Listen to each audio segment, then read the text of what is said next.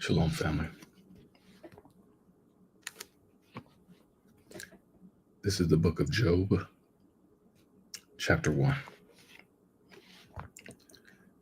There was a man in the land of Uz, whose name was Job, and that man was perfect, or blameless, and upright, and one that feared God, and eschewed evil.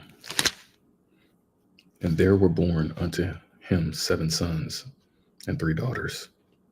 His substance, meaning his possessions, also was 7,000 sheep, and 3,000 camels, and 500 yoke of oxen, and 500 she asses, female donkeys, and a very great household. So that this man was the greatest of all the men of the east. And his sons went and feasted in their houses, every one his day, and sent and called for their three sisters to eat and to drink with them. And it was so, when the days of their feasting were gone about, that Job sent and sanctified them, and rose up early in the morning, and offered burnt offerings according to the number of them all. For Job said, "It may be that my sons have sinned and cursed God in their hearts." Thus did Job continually. Now there was a day when the sons of God came to present themselves before the Lord, and Satan came also among them. And the Lord said unto Satan, "Whence comest thou?" Then Satan answered the Lord and said, "From going to and fro in the earth, and from walking up and down in it." And the Lord said unto Satan, "Hast thou considered my servant Job, that there is none like him in this earth, a perfect man, a perfect and an upright man, blameless, one that feareth God and escheweth evil?" Then Satan answered the Lord and said, "Doeth Job fear God for naught? Does he fear God for nothing? Hast not thou made a hedge about him, and about his house, and about all that he hath on every side? Thou hast blessed the work of his hands, and his substance is increased in the land. But put forth thine hand now, and touch all that he hath, and he will curse thee to thy face." That just hit me right now. Wow.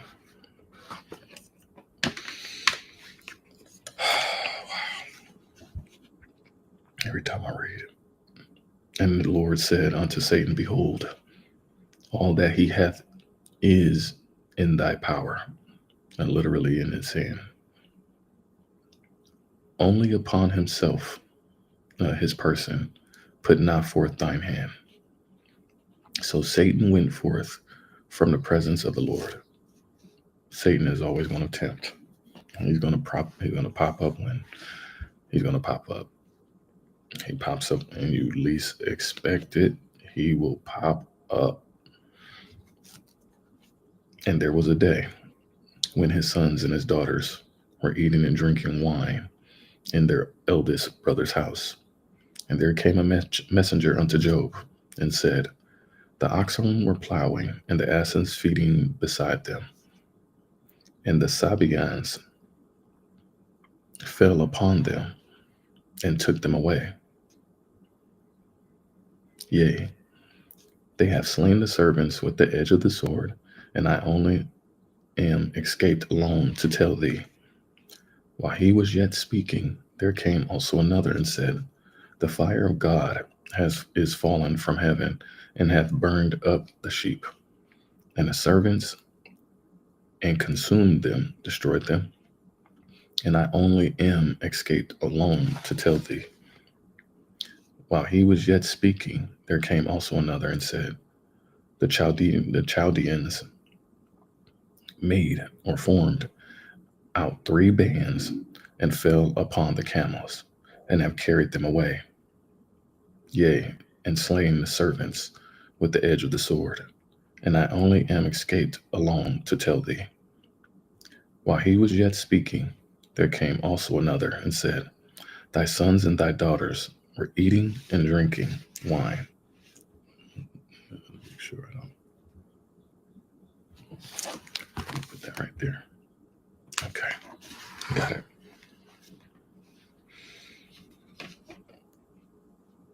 Thy sons and daughters were eating and drinking wine in their eldest brother's house. And behold, there came a great wind from the wilderness and smote, meaning struck, the four corners of the house, and it fell upon the young men, and they were dead.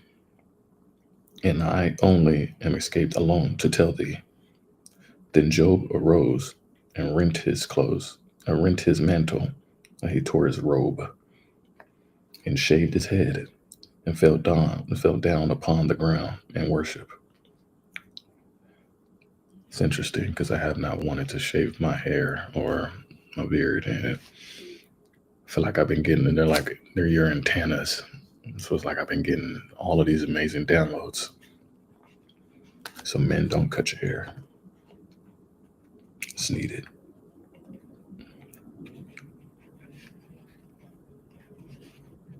And said, Naked came I out of my mother's womb, and my book is written, and naked shall I return thither. So you came with nothing and you're going back with nothing, people. We live in a very superficial and materialistic world that we fall every day to. You can't go to heaven with any of these things. People, places, things, and ideas we hold on to with great pride, as if we can take it with us wherever we go. We have to let go of people, places, things, and ideas. You are naked wherever you go. Wherever you go. The Lord gave, and the Lord hath taken away. He just did that in my life. I received this. Thank you, Most High. You have given me this word, and the Lord hath taken away. Blessed be the name of the Lord.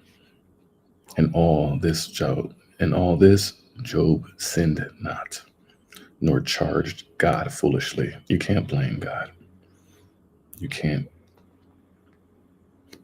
You came in with nothing. You're going to go with nothing. So let go of the things that you hold on to that really cause us to sin and cause us to not be in alignment with the Most High. Chapter 2. Again, there was a day when the sons of God came to present themselves before the Lord, and Satan came also among them to present himself before the Lord. And the Lord said unto Satan, From whence comest thou? And Satan answered the Lord and said, From going to and fro in the earth. We are the earth. This is us. Heaven and hell is what you make it. Truly. It's up here.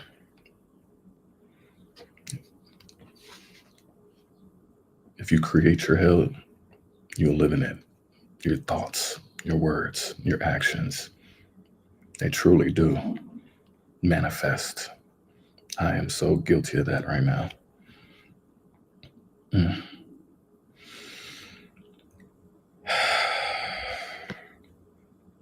And from walking up and down it. And the Lord said unto Satan, Hast thou considered my servant Job, that there is none like him in the earth, a perfect and an upright man, one that feareth God. I fear God, I promise y'all, and showeth evil. And still he holdeth fast his integrity. You got to hold on to your integrity. You got to be a better person every second, every moment. Although thou movest against him to destroy without cause, Satan is going to incite you to turn against God every which way. Every which way, y'all. Whether it's the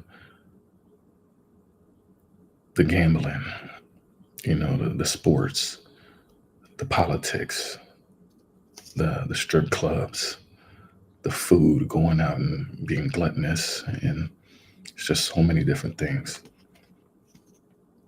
Incite you to be jealous and envious and hateful of what your neighbor has. I'm guilty of that. I was incited. Forgive me. And Satan answered the Lord and said, skin for skin, yea, all that a man hath will he give for his life. So a lot of people will go down for the things. Things, y'all. All this stuff is things. None of this is yours. None of this belongs to you or me. West Coast, East Coast, Dirty South, Midwest, Gucci, Prada, all these different things. People will commit sin because of their love and lust for money, for things. People will give their life. But put forth, meaning stretch forth thine hand now, and touch his bone and his flesh, and he will curse thee to thy face. And the Lord said unto Satan, behold, he is in thine hand, but save his life. So Satan went forth from the presence of the Lord and smote Job with sore boils from the sole of his foot unto his crown. And he took him a potsherd to scrape himself withal. And he sat down among the ashes. Then said his wife unto him, doest thou still retain thine integrity? Curse God and die? Please, people, if you're going through something, please don't curse God. Don't ask why and all of these different things. You were blessed with whatever moment of circumstance that the Most High gave you. That was your challenge. That was your gift. It's not a curse. Do not curse God. But he said unto her, thou speakest as one of the foolish women speakest. What? Shall we receive good at the hand of God? And shall we not receive evil? Should we not accept calamity? Meaning that, and that we do that a lot. We perpetuate the things. We perpetuate sin as if it's good. Like, oh, God is, he's okay with what I'm doing. No. If it's not in the alignment of the laws, statutes, and commandments, it is evil, y'all. Please believe. You're being tricked in this world. Truly. In all this, did not Job sin with his lips? Now, when Job's 3 friends heard of all this evil that was come upon him, they came everyone from his own place.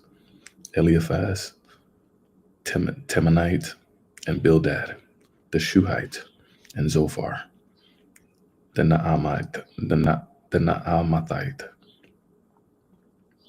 for they had made an appointment together to come to mourn him and to comfort him. And that's what we need. We need our brothers and sisters to come and be there for us and be with us when we're going through something. We can't kick each other to the curb. And, when somebody's going through something, even though they do got to go through it themselves, everybody's walking. I got a picture over my wall, over my door, and it's like a stairway to heaven. and it's we're all eating our own separate cold potatoes. You can't assume somebody else's judgments for them, but you can be there to support and comfort them, and try to listen. Communication is the key to understanding, and understanding is the key to healing. So we have to understand what we all are going through, because we all don't have the answers. We walk around like we're high and mighty, like we know it all. Even me, I have to break my ego. But we have to be there to comfort each other. And when they lifted up their eyes afar off and knew him not, they lifted up their voice and wept. Every one of my family and friends, even people that I may not have in my life anymore, I wept for them, because I am a Nogahite. And I have so much love and compassion in my heart, because it's so necessary in this wicked world, y'all. The last 5 years, as we've seen, even before that, the last 400 plus years, we witnessed all of these things, and it makes you weep. It makes you weep. And they rent every one of his mantle, robe, and sprinkled dust upon their heads towards heaven. So they sat down with him upon the ground 7 days and 7 nights, and none spake a word. I just went through that. I literally ain't spoke a word. I was quiet. I was literally with Most High in a deep darkness. He was talking to me. And we need that a lot in our life now. However long it is, 7 days, 7 minutes, you need that.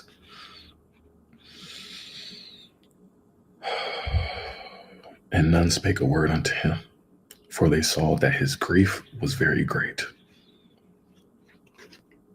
I know that was me. My grief was great, man. Yeah. Chapter 3. After this opened Job his mouth and cursed his day. That's where we make the mistakes. And I've fallen to that myself, as we all have. I'm guilty. And Job spake and said, let the day perish wherein I was born. Sometimes we curse God. I'm like, I don't want to live, God, or why am I here? Or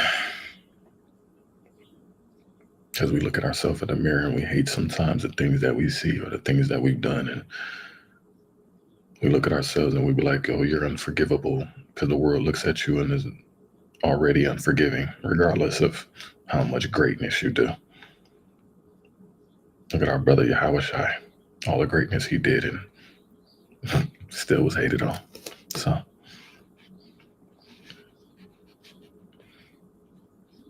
in the night in which it was said, there is a man-child conceived, let that day be darkness.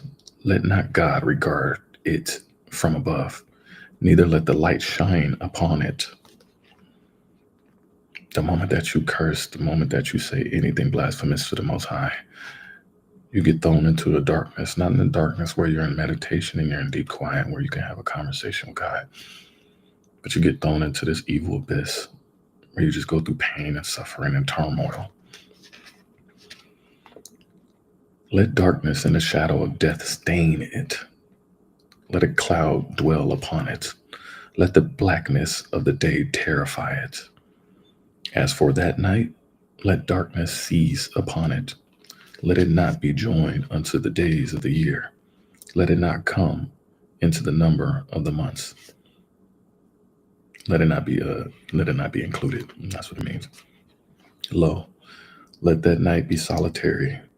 Let no joyful voice come therein. Let them curse it that curse the day. So you're in a big old hotel with a bunch of people that didn't curse the Most High, who are ready to raise or arouse up their mourning. Not like the morning, like sun, like your morning. Let the stars of the twilight thereof be dark. Let it look for light. So it's kind of like the light at the end of the tunnel. That's why we've always heard that.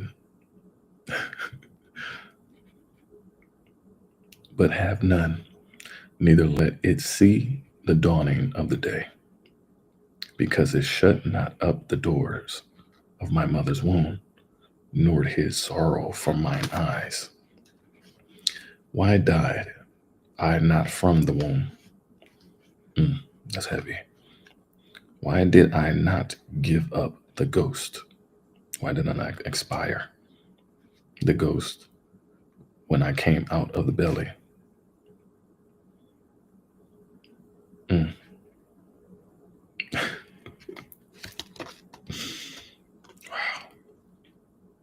All of these why questions, y'all. We have to be very careful of these whys. These whys will put you in a very deep, dark place. Please stop questioning God why He is doing what He's doing. The Most High is doing. Let Him do His job. You focus on what you were here sent for. You were the spirit in the other side of your life to come here. You didn't die in your mother's womb. You came here with a purpose. You got to live it. You have to live it. You have to go through that forging of that fire. You came out of the belly of the beast, and you're here right now. Why did the knees prevent me? Why did the knees receive me? Or why the breasts that I should suck? He's now questioning, like, why do I deserve, whether the good or the bad? You deserve all of it. You deserve the good and the bad. Embrace it. Hallelujah. Great glory. Thank the Most High that you were given what you were given. I'm learning that right now. I have so many great gifts. And sometimes I curse. And I repent and I'm sorry. That's why I have to read. Man, I feel good every time I read this because it releases that. We need it. For now should I have lain still and be quiet. I should have slept. Then had I been at rest. With kings and counselors of the earth, which built desolate places for themselves, or with princes that had gold, who filled their houses with silver. And that's what we always doing. We always seeking to get everything else but grace and mercy from the Most High. We do it all the time, all day, every day. Or as in hidden untimely birth, I had not been, as infants which never saw light. And that's why we have to protect the babies, the infants, because they don't know. They're coming into knowing as time progresses, but us as the elders, we know. We sit here and we know to do better, and we choose not to do better sometimes. And we get chastised. We get the big old butt whooping from the Most High for what we do. Translates and passes down and radiates down to the generations after. So we have to be careful of what we do and say. There the wicked cease from troubling, and there the weary be at rest. Literally, the wearied of strength. There the prisoners rest together. They hear not the voice of the oppressor. The small and great are there. So whether you're big and small, whether you're rich or poor, big, fat, ugly, beautiful, it doesn't matter. You have all forms. And we have to get out of that bubble of having this wrath, rage, or hate towards any of the other tribes. Like, I had to learn that. I did learn that. And I had to forgive. Forgiveness and compassion. Big or small. Doesn't matter. The small and the great are there, and the servant is free from his master. Great glory. Wherefore is light given to him that is in misery. So what you think you're going through the actual misery. And life unto the bitter in soul. Yeah. Wow. I didn't expect this right now. Most High is chastising me right now. Yeah, I might not be knowing what's going on in my life right now, but I'm giving the Most High all glory. I give out a story, but all praise. Thank you. Get that bitterness out of your soul, son. Get that bitterness out of your soul, son.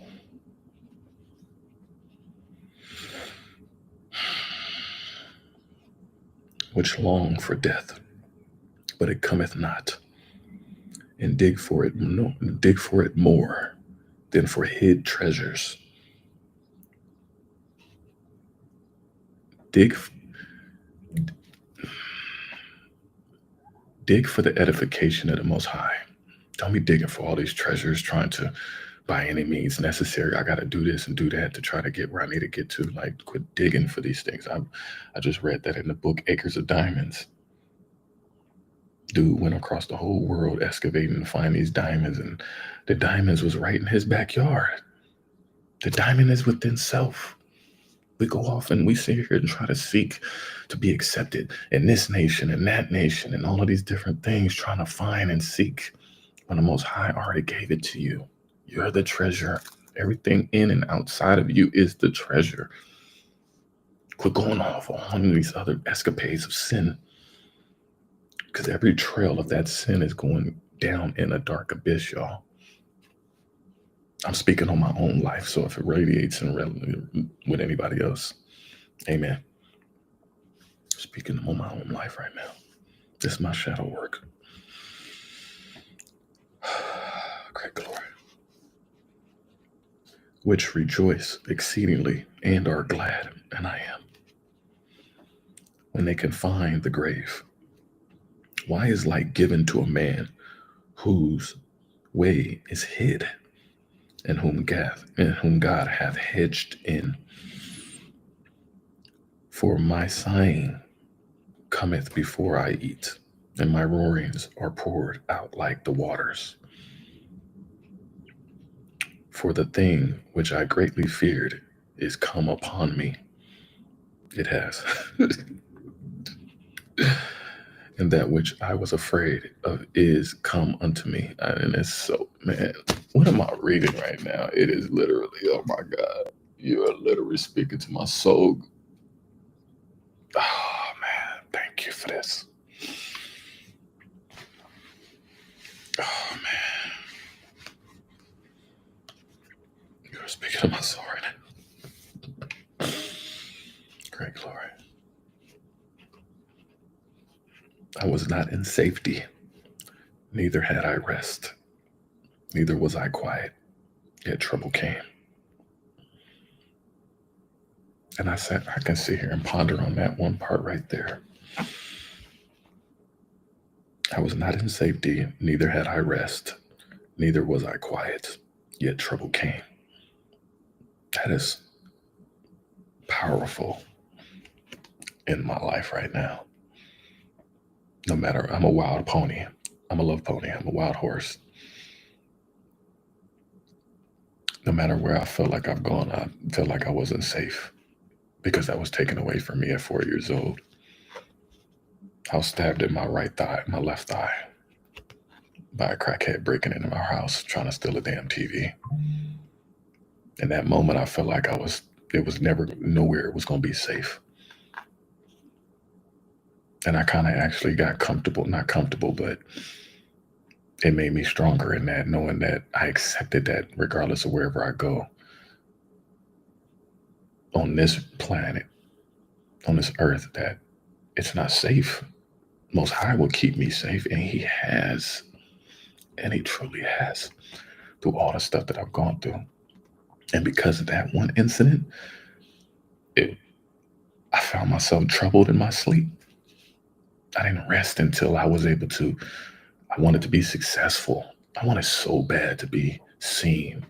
Not seen to be like my ego or anything like that, but I wanted to be seen for what me and our people are going through and try to be that voice. So I never rested until I felt like I can provide that safety. But I'm not Jesus. I'm not Yahweh. I'm not our brother Yahweh Shai. And then we walk around with that God mentality sometimes to where we're never quiet. We keep on shouting and speaking and yelling and screaming. And sometimes we may say the wrong thing. I know I have. I've said a lot of dumb stuff that came right out of my mouth, and trouble followed to me to this day. And there's a lot of things that I've said out of my mouth that I can't take back. I've hurt a lot of people's feelings that I can't take back. And when we do these things, the trouble follows us. So you have to be mindful, y'all. Be careful. Take a step back. Be quick to listen to the Most High. Be slow to act and react. And that was something that I was dealing with. My reactions, being emotional. Get your emotions in check. That's what I needed to do. Accept.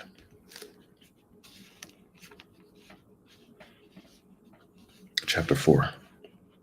Then Eliphaz and the Temanite, answered and said, if we attempt a word, to commune with thee, wilt thou be grieved?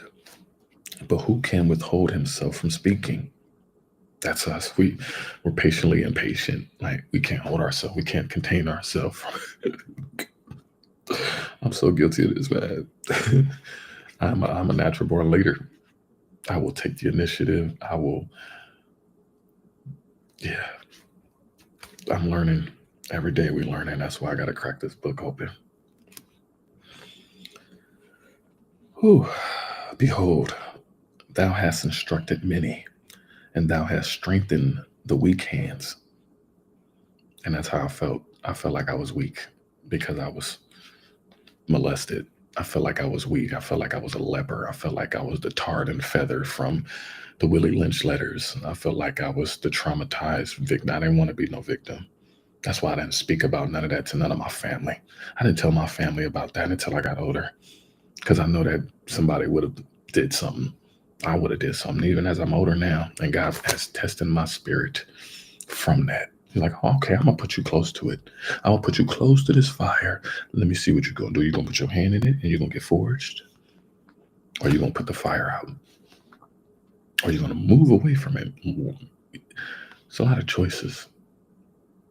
Most High has given us the beautiful free will to make these choices. What you going to do? You going to sin? Or you going to live upright? You're going to follow these commandments. And you're not going to kill yourself or your fellow man. You're not going to steal from yourself, your fellow man. You're not going to covet his wife or his things. You're not going to be hateful. You're not going to be jealous. You're not going to be envious. These are powerful things that we're living in our own reality right now that sometimes we don't know how to, I guess, kind of conform them into our reality now. I think that's why I'm kind of creating an understanding now with the gatekeeping of that. Because I got a lot of young brothers and sisters that do look up to me and they listen. And I'm just a humble servant like them. I don't want to be idolized. I don't want to be put on no pedestal. Prime Black and, big $1 billion bangers and all of this stuff. I don't want to idolize any of these things that we're in. But we have to get our weak hands strengthened. And the only way to get strengthened is you seek the Most High. Simple as that, point blank, period. There's no other way. Right now, y'all can do it. Any and everybody who's listening out there.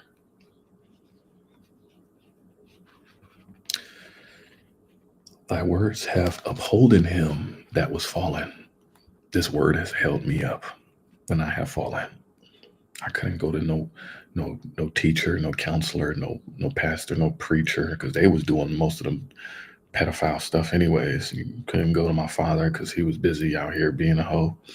My mother was occupied trying to keep a roof over our head, so only person I can talk to was the Most High God, y'all. Truly. And he spoke, and he kept me from falling. And he will keep you if you're falling right now into your temptations and your old ways. As we all are susceptible, I know that I am. He will keep you from falling. He will strengthen you. And these are just words of encouragement and healing. I hope that this is helping, because it's helping me right now. And thou hast strengthened the feeble knees. He will strengthen your bending knees. You have to get on your knees. He will strengthen them. You have to get out of your ego. You have to let go of your pride. This is a humble check. This is a humility check right now. This is a humility check right now on how much we've been calcified as people. Our circumstances, our world around us has calcified us from being too prideful, for asking the Most High God for help. Yahweh, thank you. Great glory. But now it is come upon thee, and thou faintest. It toucheth thee, and thou art troubled. We veered away, we fainted, and now we're in that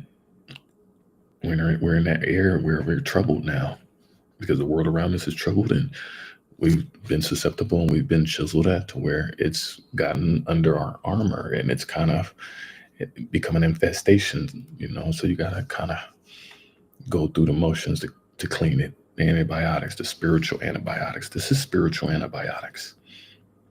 This is the spiritual salve that we need in our life right now. I know I need it, because I am troubled right now and I need help. I need help. Help me, Lord.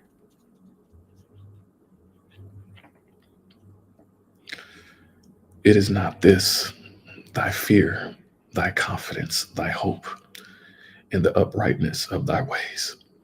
Remember, I pray thee, whoever perished, being innocent, or where were the righteous cut off, even as I have seen, they that plow iniquity and sow wickedness reap the same. So the people that do all of these, planting seeds of iniquity and sowing wickedness, they're going to reap the same. They're not going to get away with that. Even me, I didn't get away with it. You think you can run, but you can't hide. You can't run, you can't hide. The sun is shining on all shadows. Any shadows in every shadow. Even on myself. By the blast of God, they perish. And by the breath of his nostrils, his anger, are they consumed. And God was angry with me on my conduct and my behavior. He was angry with me. And when he shows me, he shows me. And I see it and I receive it and I accept it and I'm thankful. The ruiner of the lion, the voice of the fierce lion, and the teeth of the young lions are broken. The old lions perish for lack of prey, and the stout lions' whelps are scattered abroad. Now a thing was secretly brought to me, and mine ear received a little thereof, in thoughts from the visions of the night, when deep sleep falleth on man. Man, I promise y'all, my dreams, my visions, my sleep,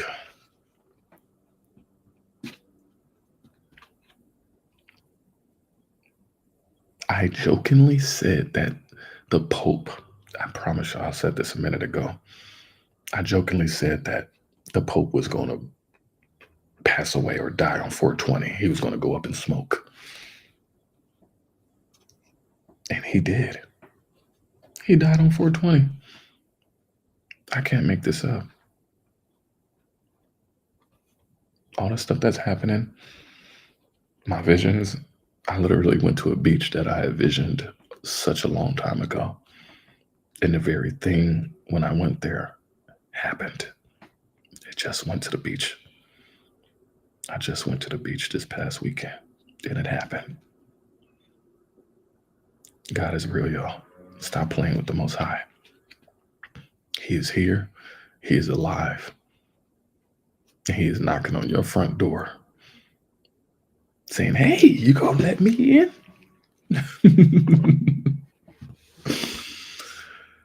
Oh, you gotta let the Most High in your heart. Fear came upon me and trembling, which made all my bones to shake, and I get shaken to my soul every time. Then the Spirit passed before my face. The hair of my flesh stood up. It stood still, but I could not discern the form thereof. Couldn't discern its appearance. I get that a lot. I get that.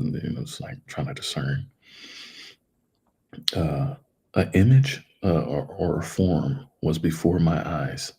There was silence, and I heard a voice saying, "Shall mortal man be more just than God? Shall a man be more pure than his maker?" Wow.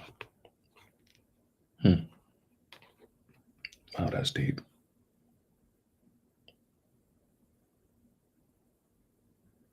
Wow.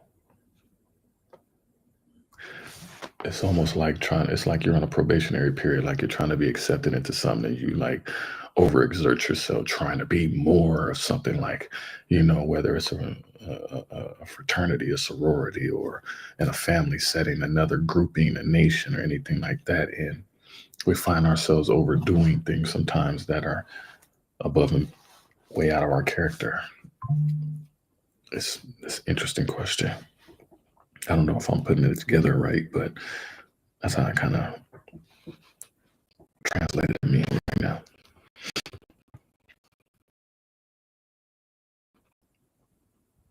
Because we're not perfect, but we can operate in excellence to try to be near perfect. That is a deep question. Behold, he put no trust in his servants, and his angels he charged with folly, with error. How much less in them that dwell in houses of clay, whose foundation is in the dust, which are crushed before the moth. They are destroyed from morning to evening. They perish forever without any regarding it. Not their excellency, which is in them, go away. They die, even without wisdom. Wow. Chapter 5. Call now, if there be any that will answer thee, and to which of the saints wilt thou turn?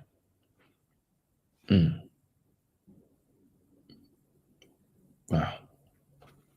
For wrath killeth the foolish man.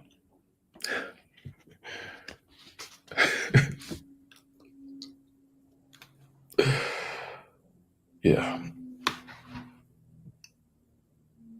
My wrath, rage, and hate has been killing me because of these things. And the Most High, literally, he puts me back to the starting blocks. He resets me. He's up. You're going to start over. Up. You ain't learning a lesson. Up. And every time, insanity is doing the same thing over and over again, expecting a different result. I'm guilty of my own sins. The amount of rage, hate, and wrath that I've had, in whether it's a minute or belligerent,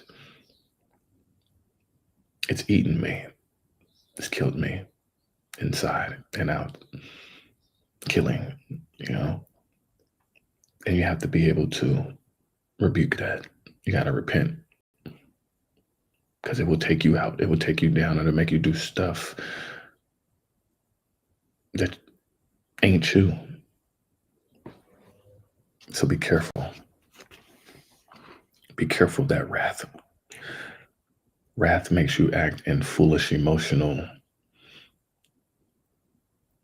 decisions. It makes you act stupidly. Wrath is so easy in this wicked world to succumb to. You could be driving and somebody cuts you off in road rage.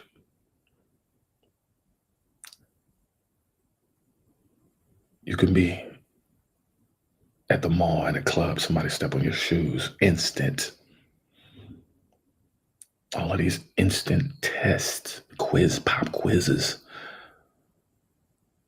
to test and chisel at how weak your wrath threshold is. It's time to stop being foolish.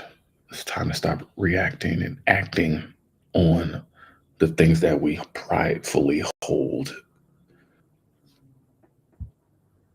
to justify our reasonings why we are rageful about what you mad at white folks.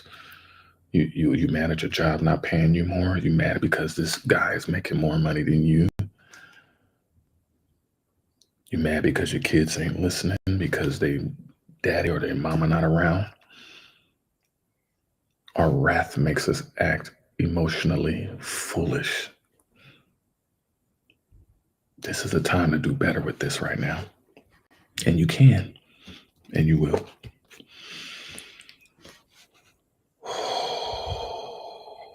I have seen the foolish taking root. That's a word, root. That root word, root. It's like a weed. It will root itself in you and find a way to manipulate and go off in different directions. That's why roots go off in their own way. They do what they do. But suddenly I cursed his habitation. His children are far from safety, and they are crushed in the gate. Neither is there any to deliver them. Whose harvest the hungry eateth up, and taketh it even out of the thorns, and the robber swalloweth up their substance. Although affliction cometh not forth of the dust, neither doeth trouble spring out of the ground. Wow. Yet man is born unto trouble. Oh, man.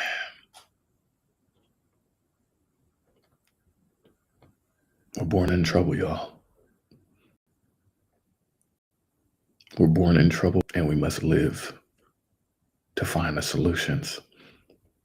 The solutions are right here if you ask God. God, I need a solution. I need help with the solution. What is the solution? Can you point me in the right direction? However you can.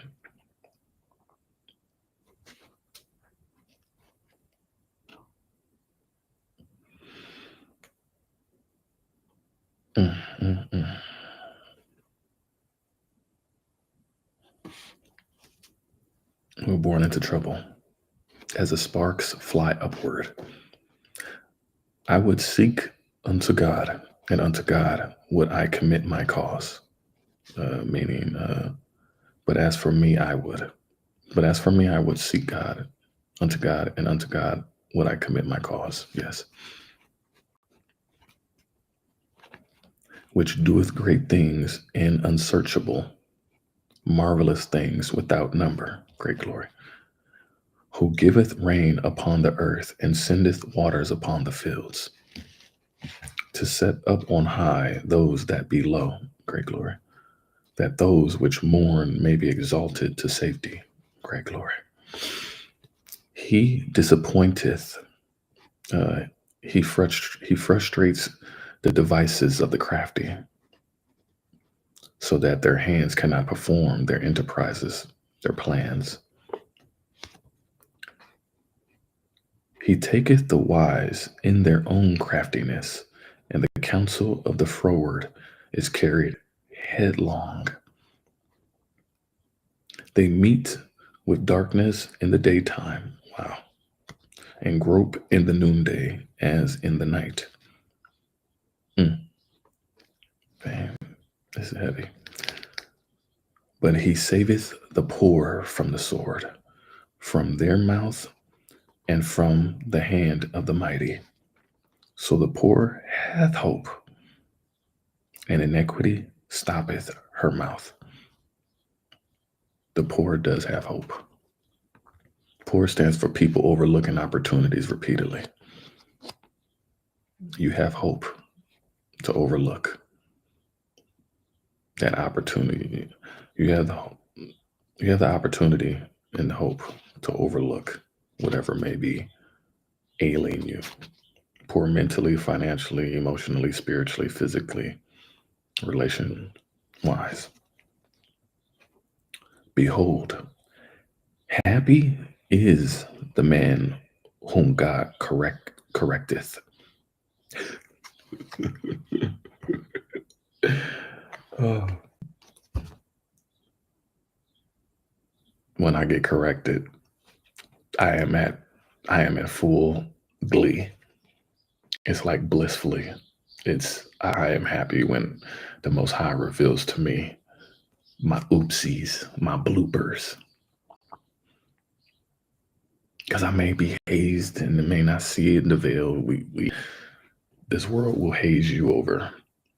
And when the Most High just blows that smoke out of you, you will be able to see. Therefore, despise not thou the chastening of the Almighty. What is going on in my life right now?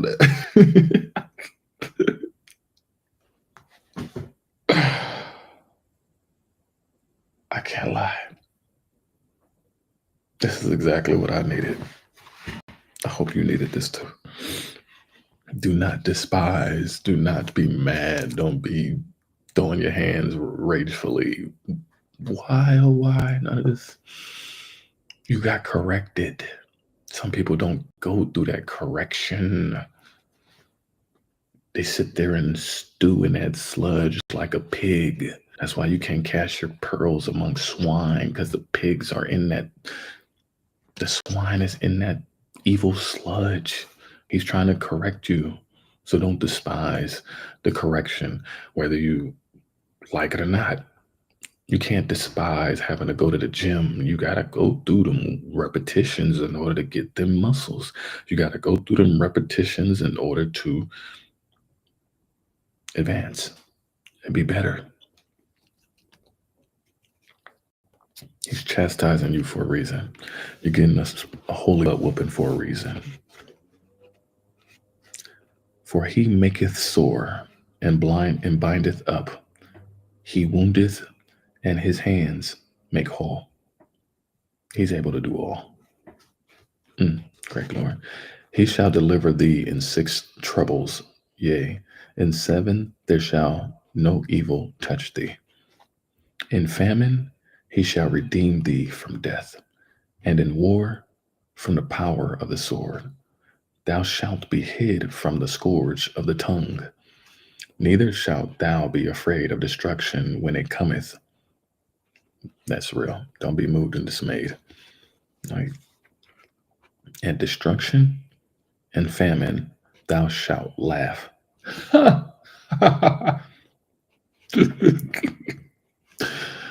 Neither shalt thou be afraid of the beasts of the earth, for thou shalt be in league with the stones of the field, and the beasts of the field shall be at peace with thee. It's funny because the beasts are at peace with me. Like animals, people's dogs and pets be coming up to me. It's funny because I did go through this experience before where somebody's dog came up to me and the dog was kind of like mad at his owner, which was a white owner. He was mad because it was like, Hey, you interrupted my experience with this man. I've never seen something about this man. And lo and behold, almost bit that lady. So, yeah, the beasts are at peace now. They're able to thrive and flourish. You're seeing animals that were on the brink of extinction starting to come back. Great glory. And thou shalt know that thy tabernacle shall be in peace, and thou shalt visit thy habitation, and shall not sin.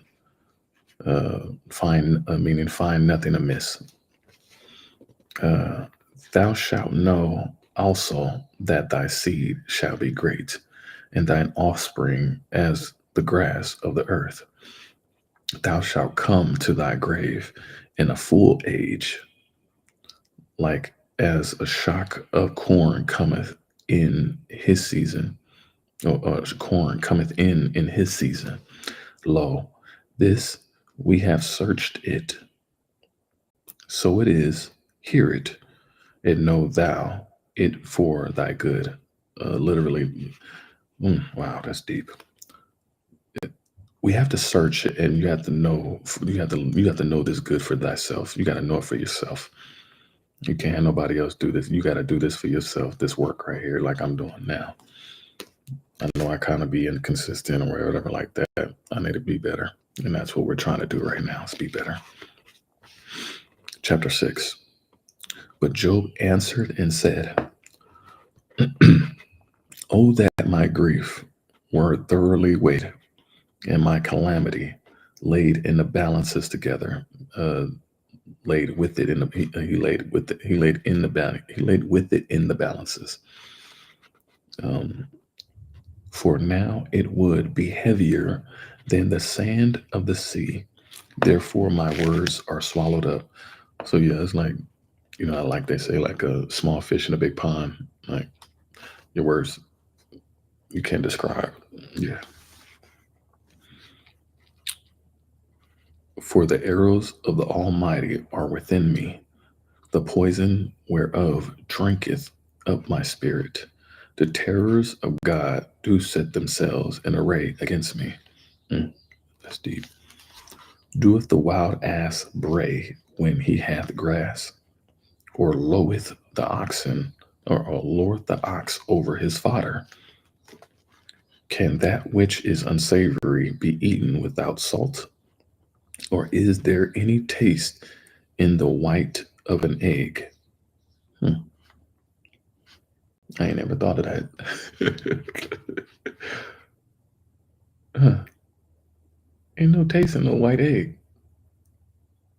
The yolks would make, okay. That's interesting. The things that my soul refused to touch are as my sorrowful meat, meaning loathsome food to me. Oh, that I might have my request, and that God would grant me the thing that I long for. Wow, that's speaking to my soul right now. I have so longed.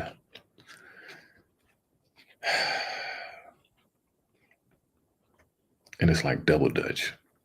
It's like I've longed so much for God's favor, grace, and mercy.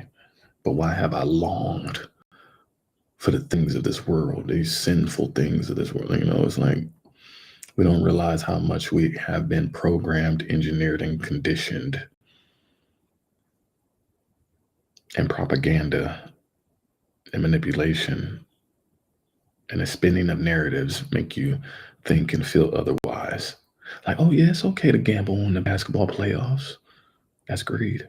That's sin. Makes you envious. Oh, somebody else won. Oh, I can't stand the fact that you won. It's like a compounding of sins. You get a sin burger. you get a 7-layered sin burger. I like that title. As we're talking about meat. I like that. Thank you. Why are we longing for these things of this world? All right. Even that it would please God to destroy me, that he would let loose his hand and cut me off. That's the thing. He'll cut you off for doing all these sins. One smidget of it. Oh, you don't want to be my son? You don't want to be my daughter? All right, cool. Go out there in that wicked world. The wilderness is right around the corner. I cut you off. I cut you off. He will cut you off and let you enjoy your vices and your sins. And let's see how far that will get you. Worshiping the golden and bronze calf. You think that's your cash cow? All right.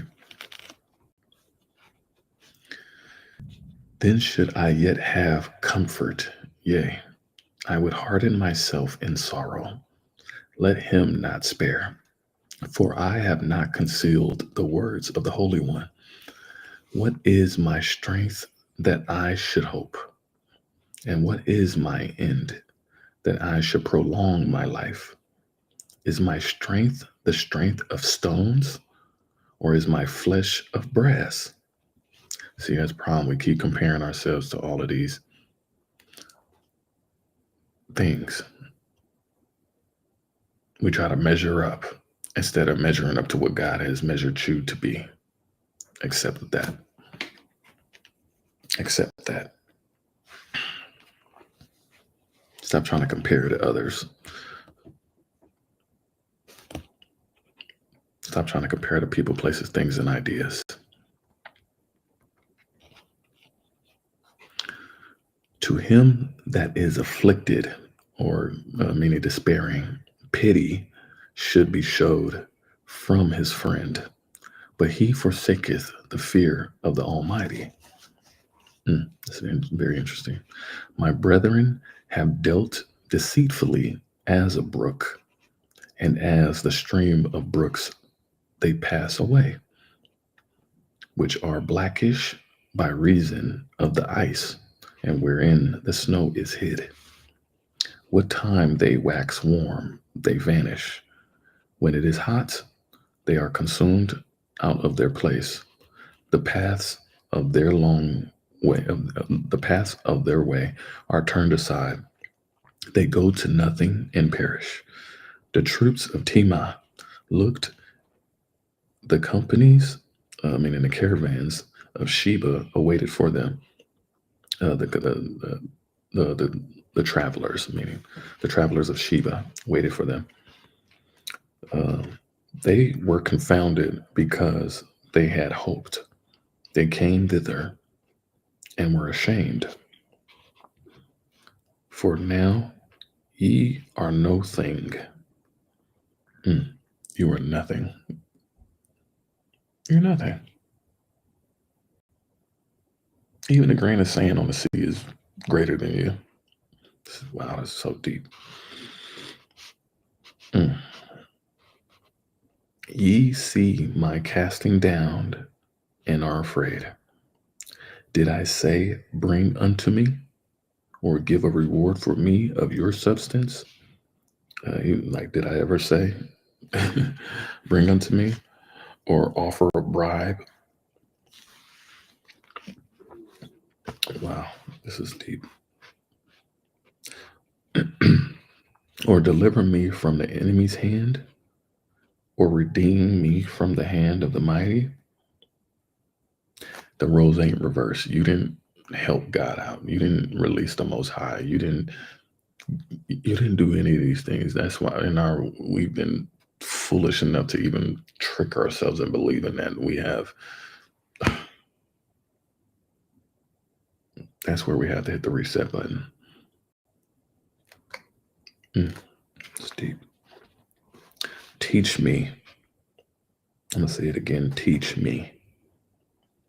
And I will hold my tongue. That's what I'm working on now. I will hold my tongue and cause me to understand where I have erred.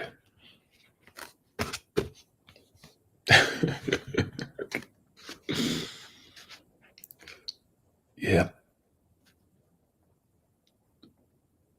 that has humbled me right now. Yeah, when you hold your tongue, you'll be able to listen finally. When you shut the hell up and stop thinking you big bad Billy Bob,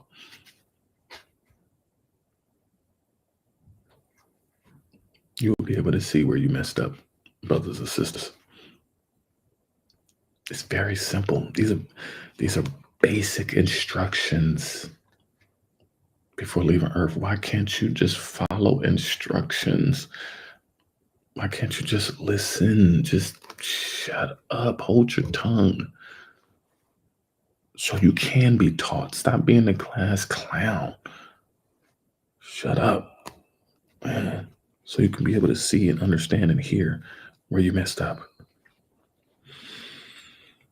How forcible are right words, but what doeth your arguing prove? I ain't gonna lie, y'all. I just got in an argument with somebody at work and it triggered me.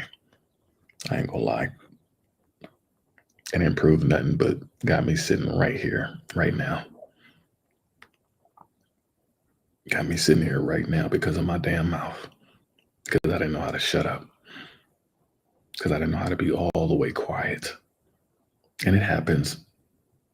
It's like a roller coaster.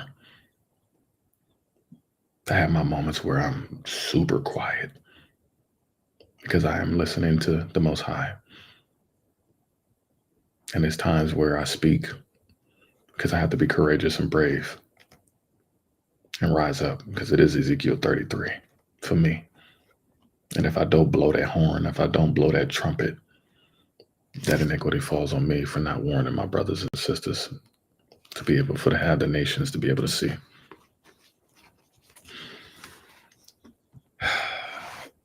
Your arguing don't prove nothing. And I see it all the time, all these different arguments on World Star, on and families and relationships and people going through it, arguing. All of that arguing I have ever done with anybody, it ain't proved nothing, but they have left me the hell alone. And they didn't know why I was arguing. Because I was hurting and I was crying out for help. And I was triggered and I was traumatized. And I'm not putting it on nobody else. I blame it's all me.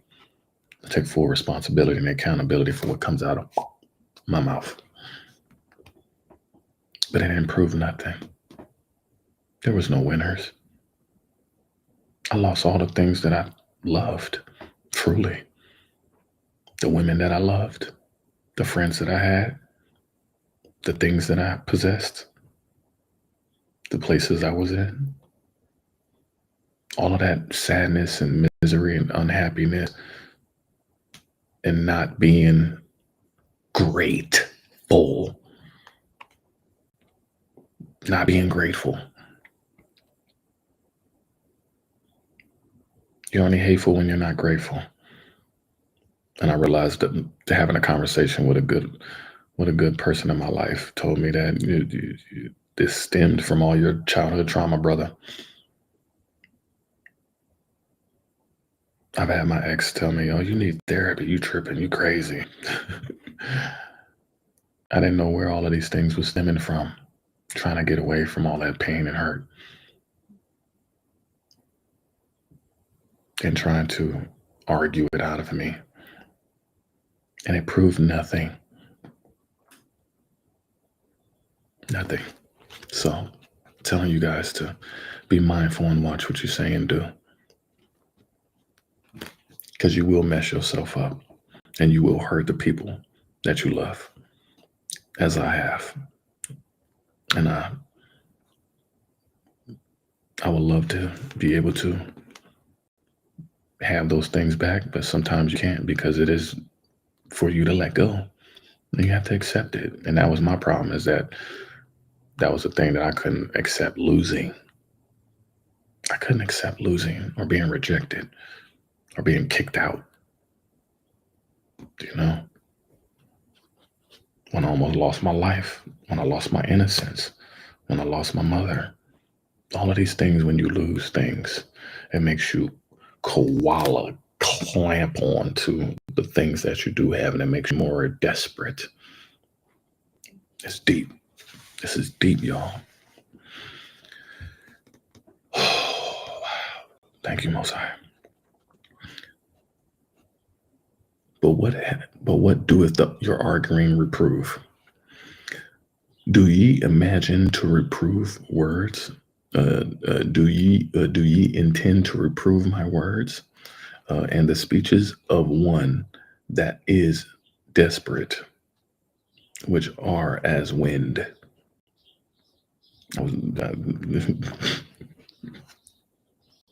Thank you. Yea, ye overwhelm the fatherless, and ye undermined, ye dig a pit for your friend. And I did dig a pit. I dug a pit for all the people that I loved and cared about. And they were like, no, I'm not going to fall in this pit you creating for me. I'm about to get away from you. I love you. They love me. I love them. They love me. And I know the reason why they had to let me go. And it's okay. I had to be okay with that. I had to accept that. But I was digging a hole for myself and digging a hole for the people around me. And we have to learn how to put the damn shovel down.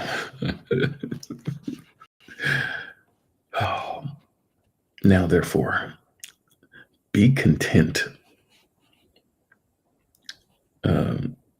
Meaning, therefore, be pleased. Be content. Look upon me, for it is evident unto you if I lie. I ain't finna lie about nothing. Yeah, we're gonna keep it 100. We're gonna keep it 100. Return, I pray you. Let it not be iniquity. I pray, let it not be iniquity. Let it not be hurt. Let it not be pain. Yea, return again. My righteousness is in it. If you return back to the Most High, there's righteousness, there's blessings, there's grace and mercy in returning to it, y'all. Is there iniquity in my tongue? Yeah. Forgive me.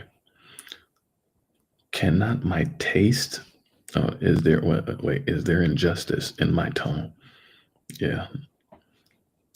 Cannot my taste, my palate discern perverse things?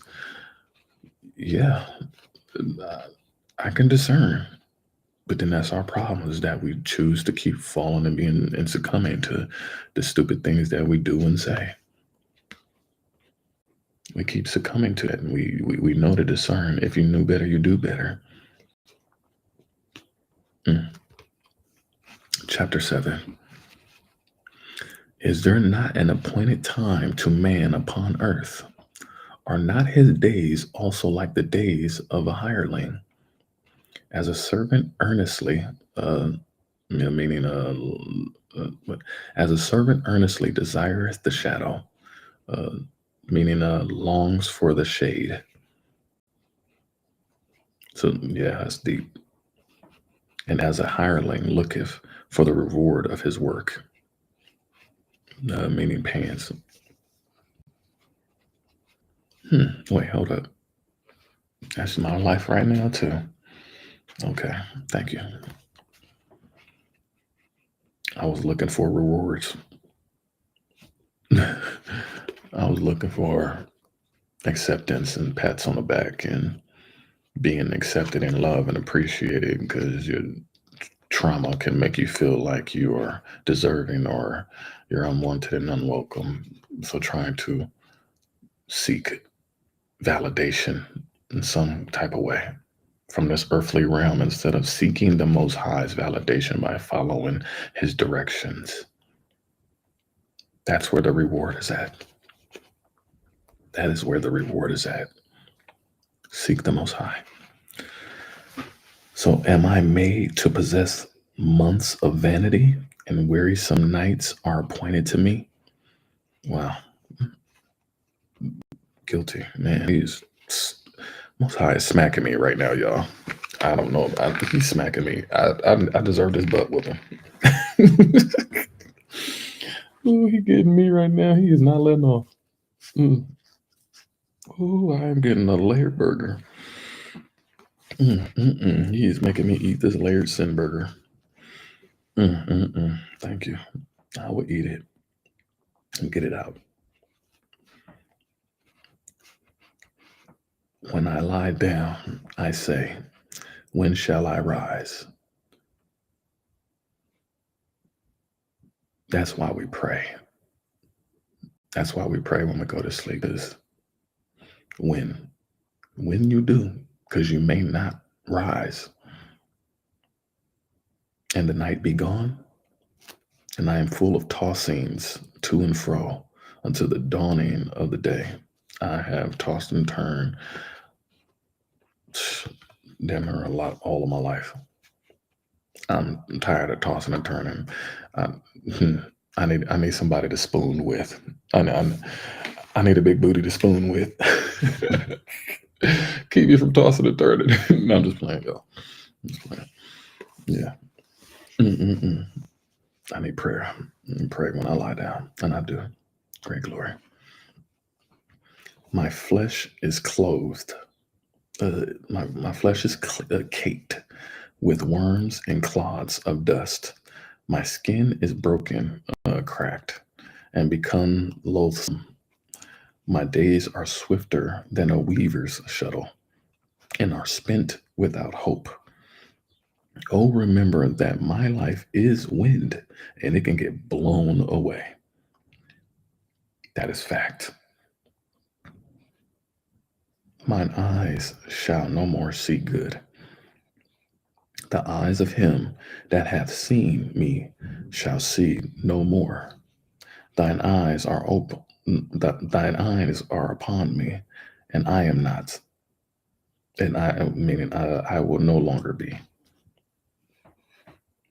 As the cloud is consumed and vanisheth away, so he that goeth down to the grave shall come up no more. He shall return no more to his house, neither shall his place know him any more. Wow, that's deep. That's heavy. Therefore, I will not refrain my mouth. I will speak in the anguish of my spirit. I will complain in the bitterness of my soul. Please release me, Most High, from all of that.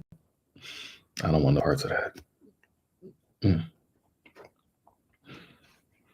Am I a sea or a whale that thou settest a watch over me? That is interesting. When I say, my bed shall comfort me, my couch shall ease my complaint. Then thou scarest me with dreams and terrifiest me through visions. Oh my goodness.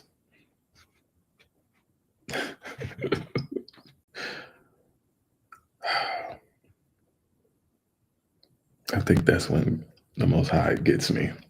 He's like, you sleep. He's like, you. He's like, you gonna get. He's like, you go hard, but you gonna get tired one day. You gonna get tired. You gonna sleep. You got to sleep, Trey. Prime, you gotta sleep, brother. And I'm gonna get you with these dreams and these visions. I'm gonna get you. I'm gonna terrify the hell out of you. I'm gonna make you see. I'm gonna make you see. Whew. That's yeah. So that my soul chooseth. So that my soul chooseth strangely, and death rather than my life. Literally bones. Mm.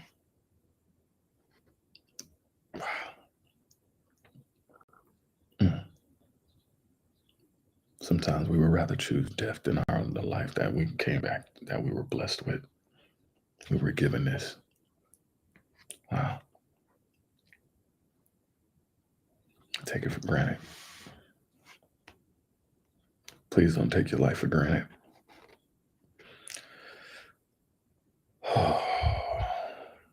I loathe it.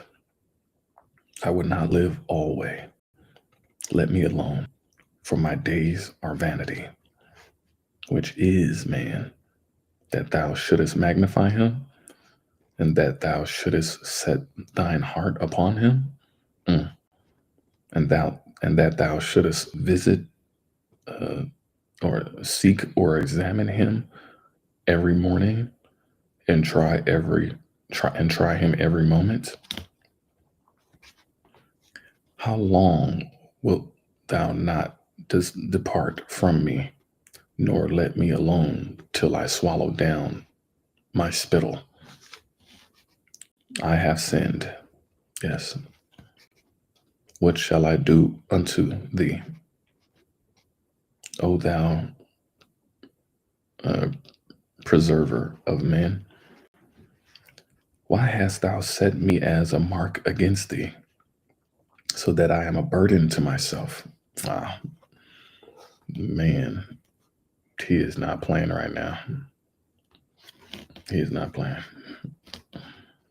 And why doest thou not pardon my transgression? Because you're supposed to deal with it. He ain't finna take it away from you. You got to go through that forging, man. You can take it. He ain't going to give you more than you can handle.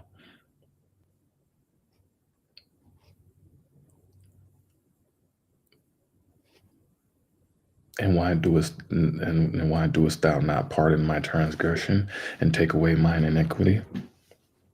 Because it's yours. For now shall I sleep in the dust, and thou shalt seek me in the morning. Shall lie down in the dust and shall seek me in the morning, but I shall not be no longer. And that's the thing, you gotta let go, because you might not be here any longer, and you holding on to these things that the world tricked you, this wicked world tricked you to hold on to. That's why you must pray. You must pray and get that out of your spirit to wake up the next day to be able to do the right thing. So yeah. Chapter 8. Then answered Bildad the Shuhite and said, How long wilt thou speak these things? And how long shall the words of thy mouth be like a strong wind? Well, your words are a strong wind, but they blow and go everywhere. I'm not saying that wind don't do nothing, but wind does do something. Do God pervert judgment, or doeth the Almighty pervert justice? Wow, that's a deep question. Some deep questions in this. Oh, Job is. I don't remember reading Job as clear as I am right now. Job is really giving it to me right now, y'all. If thy children have sinned against him, and he have cast them away for their transgression, literally in the hand of their. If thou wouldest speak unto thy, if thou wouldest seek unto God be times, and make thy supplication to the Almighty. If thou wert pure and upright, surely now he would awake for thee, and make the habitation of the righteousness prosperous. Though thy beginning was small, yet thy latter end should greatly increase. And that's what he means. Like, you got to be happy with what you got. You got to be happy in the small in order to be ready for the great. The small is readying you for the great.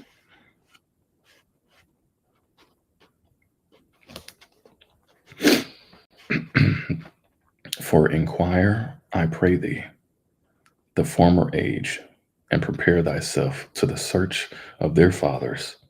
For we are but of yesterday, and know nothing, because our days upon earth are shadow. Shall not they teach thee and tell thee and utter words out of their heart? Can the papyrus uh, grow up without mire, without marsh? Can the papyrus grow up without marshes? Can the reeds grow without water? Whilst it is yet in his greenness and not cut down, it uh, it withereth before any other herb. So are the paths of all that forget God, and the hypocrite's hope shall perish. That's deep. Whose hope shall be cut off, and whose trust shall be a spider's web, literally house. He shall lean upon his house, but it shall not stand. He shall hold it fast, but it shall not endure. Wow, that's deep. He is green before the sun, and his branch shooteth forth in his garden. His roots are wrapped about the heap, and seeth the place of stones, a rock heap. If he destroy him from his place, then it shall deny him, saying, I have not seen thee. Wow. What goes around comes around, huh? Yeah. Behold, this is the joy of his way. Yes. And out of the earth shall others grow. So when you do the Most High tells you to do, you help grow everything else around you.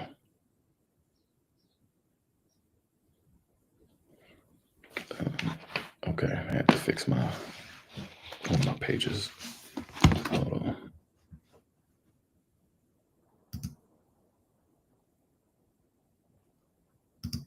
Hold on 1 second, y'all.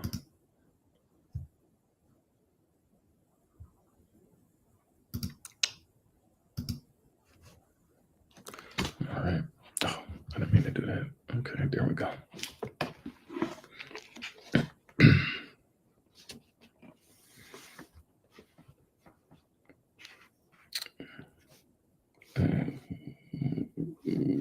Okay, where was I? Okay, right. Yeah. This is the joy of his way, and out of the earth shall others grow. So out of the out of the seeds that you plant, sow and you shall reap. Others will grow and manifest from what we do. And I thought about that even with like my music. You know, I put out a lot of really dope music. I mean, as far as technique wise and just all of that, you know, musically and stuff like that. But it wasn't edifying. It wasn't nutritional. It wasn't the true glorification of the Most High. Even though in the essence, the Most High saw the meditation of my heart. He knew that I was doing it because he was allowing me through my life, through my actions, through what I was doing to be shown as the glory that God had put on me in me. Even though it may have been used perversely, maybe knowing that I have done wrong with the gifts that I've been given, that I may have planted and sowed seeds in,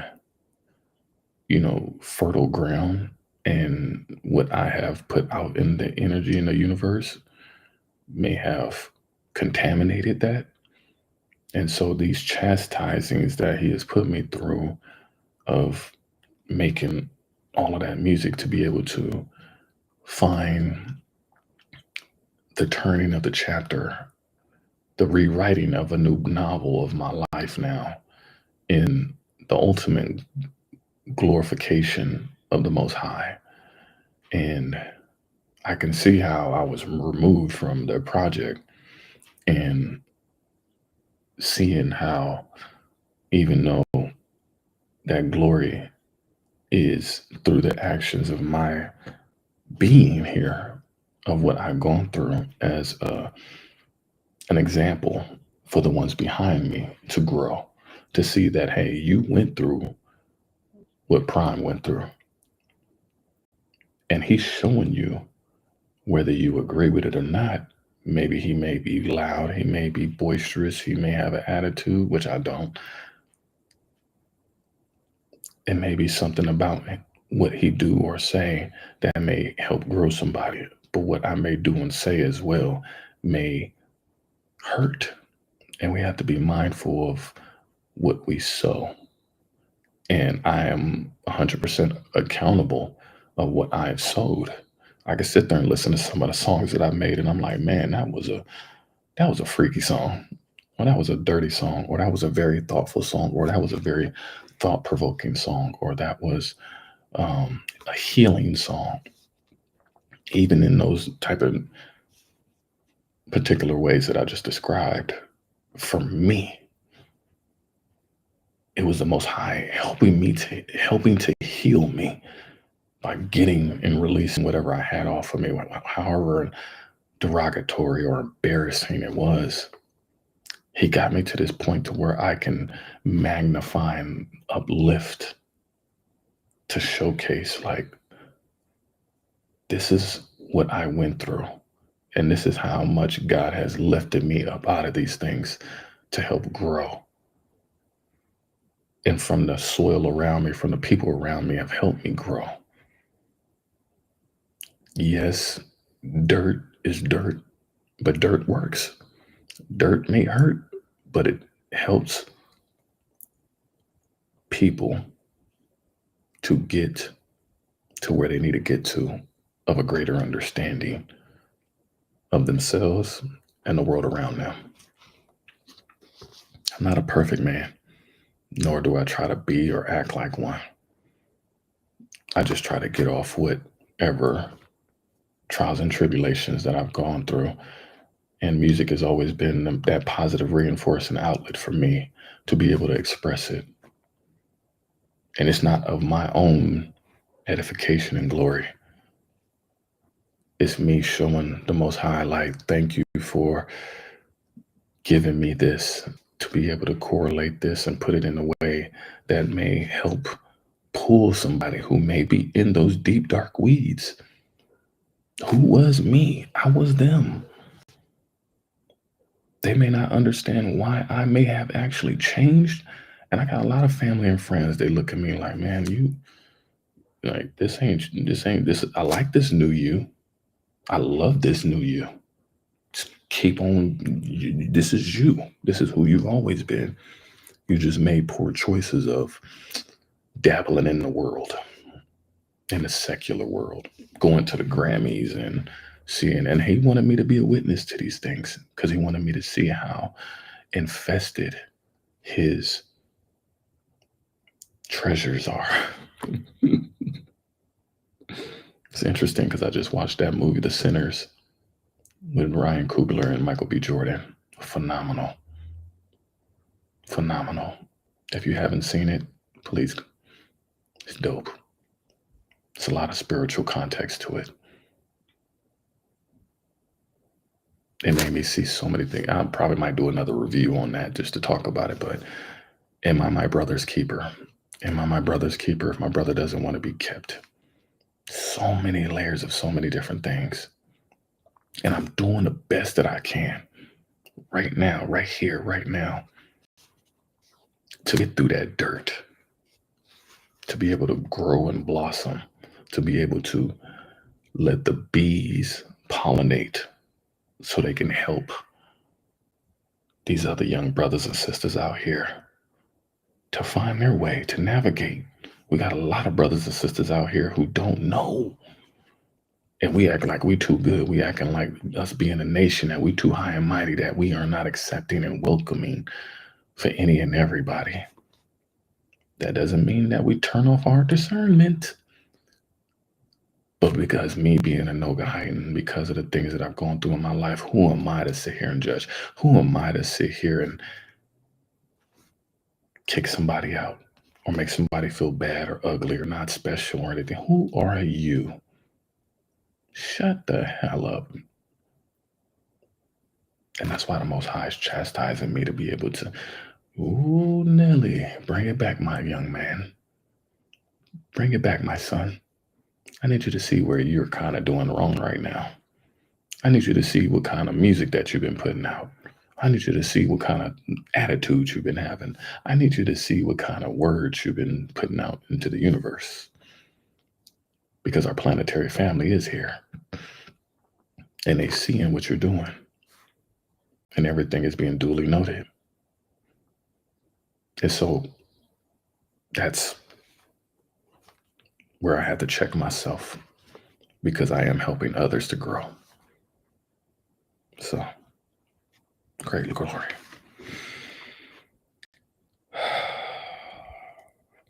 Behold, God will not cast away a perfect man, a blameless man.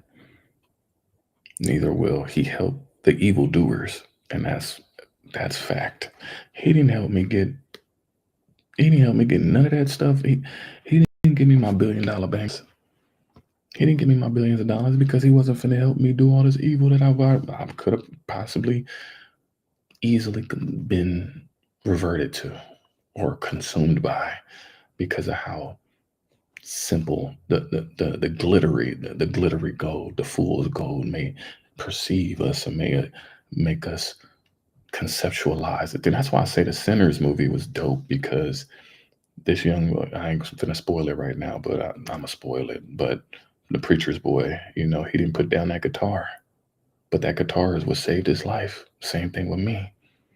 I could have put down this music, but this music saved my life.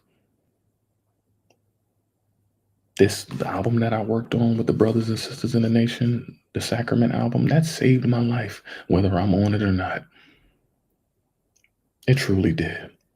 It got me to really see the best of my ways and the worst of my ways.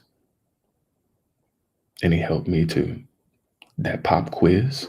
I failed it, but it allowed me to go back to the library, the Akashic Library, and go back and study and go back and take notes and be quiet and listen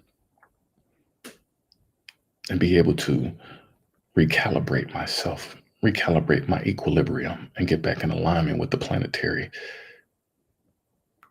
So, yeah. But he definitely was not finna help me if I was going to be continuing to doing what I was doing. Nigga this, nigga that, I do that, like, no. Self-glorification to try to pep myself up in a mirror. No, it's not what this is for.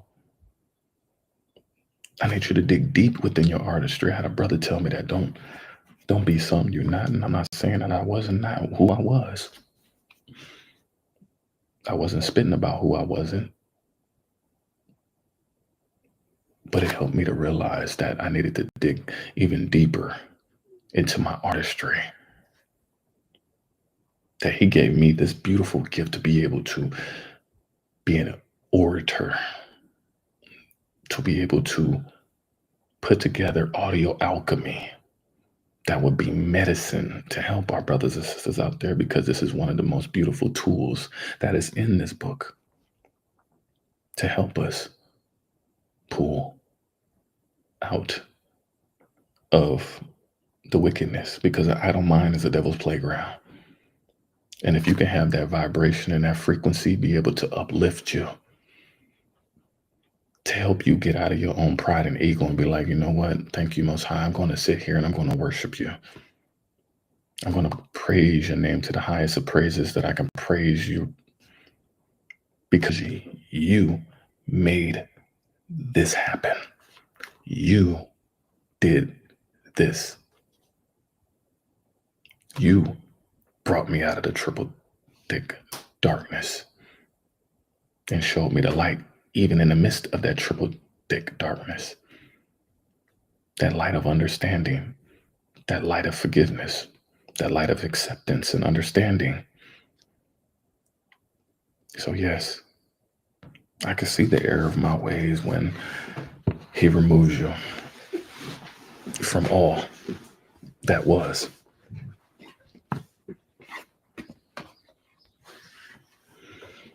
Yes. But yeah, that movie Sinners. I'm gonna watch it again today, and I'm gonna go to the IMAX and watch it because just of the I went to school for media production, so that's why I'm so heavy into doing, music and TV, films, radios, and all of these different things because I wanted to change. I wanted to help change. And I know how courageous this is because I feel like I was on an island by myself where I'm fighting against 8 billion people. I'm fighting against all of this wickedness that's been put out in the world of trying to change it. And I can't do it by myself. And I realize even now, like I need my brothers and sisters. I need the nation. I need my family. I need my friends. I need it all. I need the Most High. I need this good book. But He was not finna blame. He was not finna bless me for sitting here acting like I'm a blameless man. Mm-mm. Mm-mm. No matter how many times I went to the Grammys or anything like that, He wasn't finna bless me with this if I was continuing to praise everything else, whether it's the $1 billion bangers, whether it's the prime black, whether it's anything in that capacity. Right here, right now, this is only about the Holy Mother, our brother Yahweh Shai, and the Most High. Simple as that, the Trinity. Simple as that. All the rest of this stuff is for naught. We spend too much time with the little time that we do have, just like I just read right now, that we may not wake up tomorrow. So why are you holding on to this, beloved?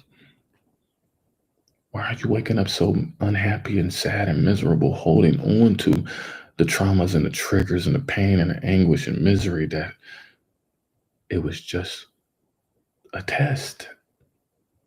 It was to test you to see if you're going to keep it and hold on to it, or you're going to let go and accept the path moving forward, which is a path of treasure if you seek the Most High.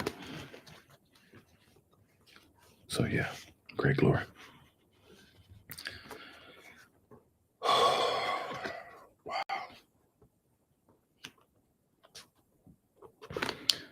Till He fill my mouth, until He fill thy mouth with laughing.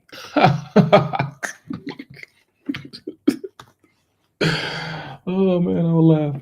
I gotta laugh. And thy lips with rejoicing. Shouts of joy. Hallelujah. Thank you. Fill my lips. Fill my lips with laughing and rejoicing. And remove my lips. They that hate thee shall be clothed with shame, and the dwelling place of the wicked shall come to naught. Chapter 9. Then Job answered and said, I know it is so of a truth, but how should a man be just with God? If he will contend with him, he cannot answer him 1 of 1,000. He cannot answer him 1 time out of 1,000. Yeah. He is, or meaning God is wise in heart. Facts. And mighty in strength. Facts. Who hath hardened himself against him. Facts. And hath prospered. Which removeth the mountains, and they know not, and which overturneth them in his anger. So we put all this faith in all of these other things, and yeah, they don't know nothing. They can't do nothing. They tremble. Okay. Which shaketh the earth out of her place, and the pillars thereof tremble, which commandeth the sun, and it riseth not, and sealeth up the stars. The Most High commands the sun. And it's interesting because there's been a lot of CME, coronal mass ejections, being sent here, all of these solar waves. I'll be able to talk about that on my other segment, uh, Black News, Prime Black News, The Black News, BLAQ, something like that. Yeah, but that's another segment. Which alone spreadeth out the heavens, and treadeth upon the waves of the sea, which maketh Arcturus, Orion, and Pleiades, and the chambers of the south, which doeth great things, past finding out, yea, and wonders without number. Lo, he goeth by me, and I see him not. He passeth on also, but I perceive him not. Behold, he taketh away, who can hinder him? Who will say unto him, what doest thou? If God will not withdraw his anger, the proud helpers do stoop under him. How much less shall I answer him? How much less can I answer him, and choose out my words to reason with him, whom though I were righteous, yet would or could I not answer, but I would make supplication to my judge. If I had called and had answered it, yet would I not believe that he had hearkened unto my voice. For he breaketh me with a tempest, and multiplieth my wounds without cause. He will not suffer me to take my breath, but filleth me with bitterness. Man, that's deep. If I speak of strength, lo, he is strong. And if of judgment, whom shall set me a time to plead? If I justify myself, my own wow. Wow. If I justify myself, mine own mouth shall condemn me. If I say I am perfect, it shall also prove me perverse. Wow.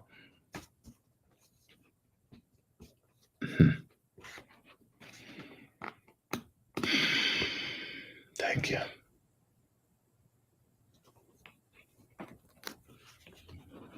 Though I were perfect, yet would I not know my soul.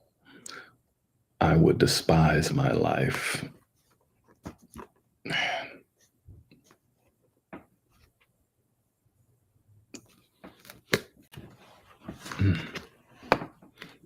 Wow, this is so deep.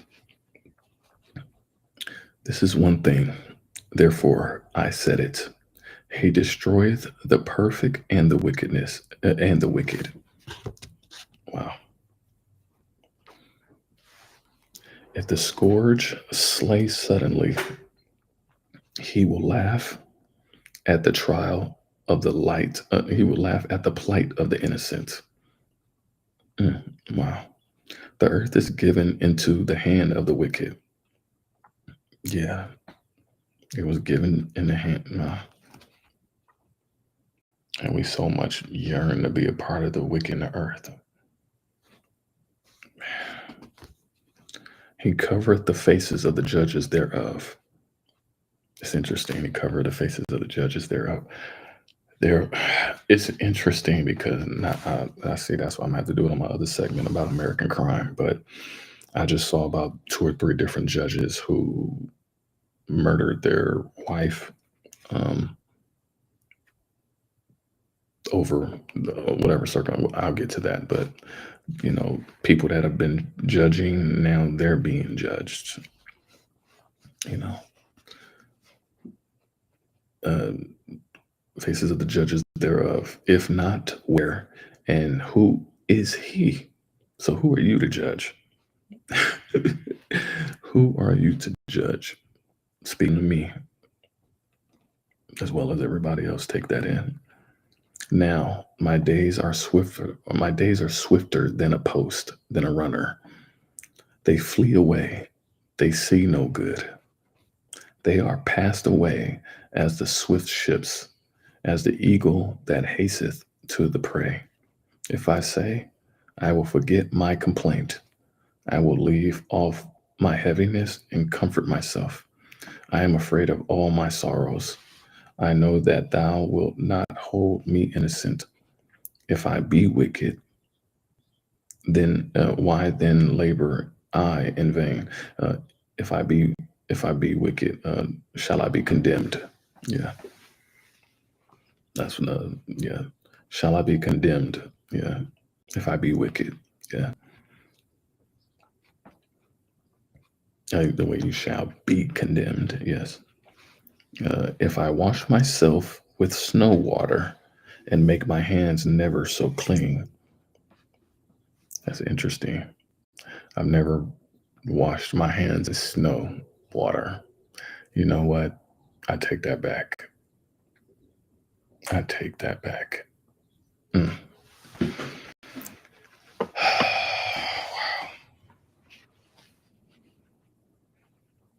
Mm, mm, mm.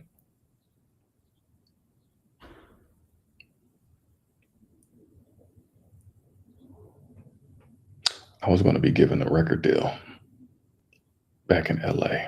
Then I got the news my mother got sick. I had to move to Indiana. The night that I got there, she had a heart attack and pneumonia. She was battling stage 4 bone cancer. So I had to make a choice of follow my dreams or go help your mama. I helped my mama. When I got out there, it was -6 degrees. The plane almost, the plane slid on the runway when we landed, like slid, like skirt drifted. House that she was living in, she never told me what was going on, but the house that she was living in was by a racist scumlord, and he was robbing her blind. He wasn't fixing anything. It was horrible conditions that she was living in. She was taking 40 pills a day. The pipes were frozen. I cussed the landlord out. Get your ass over here and take care of the situation. He got one of his buddies. They came. They didn't fix the problem. They actually messed the problem up. They came and ripped the water pipe up. We were without water for 3 days in the snow. We had to go outside, me and my little cousins, and have pots, tubs, totes, and gather up the snow that was outside. And we had to boil that on the stove in order to flush the toilets. That was hard living, yo. The opportunity of a lifetime that would have helped change my mother's life at that moment.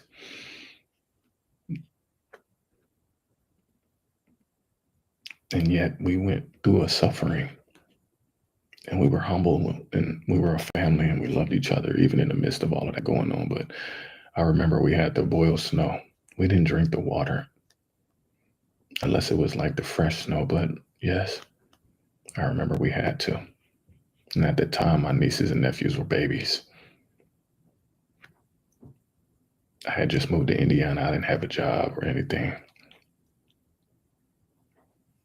But yeah, I don't know why he just gave me that story because I needed to be humbled by that.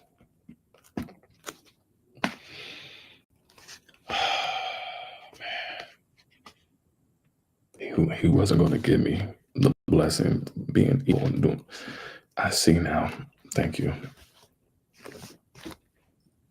Man, that was a hard time in my life. I ain't gonna lie. But yeah, that's snow. That just popped up in my head right now, the moment I read it. Mm, mm, mm.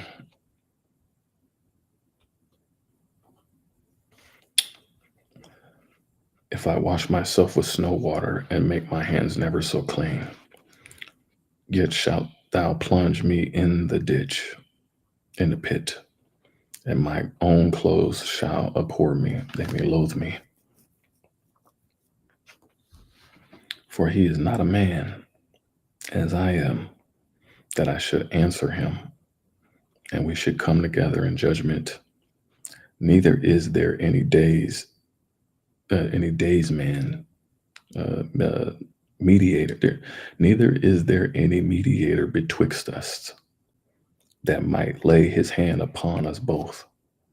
Let him take his rod away from me, and let not his fear terrify me. Let not his dread of him terrify me. Then would I speak and not fear him, but it is not so with me. Wow. Wow.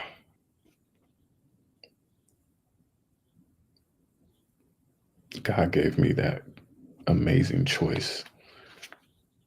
Take this record deal and be rich and famous and do all the evil doings that all the rest of these folks was doing. You'd have been making jingles and you'd have been another Wayne Brady. I'd have been another Quincy Jones.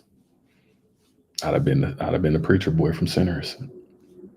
I'm a prodigy. I'm dope at what I do. I make phenomenal stuff. I solve problems. I'm a walking AI.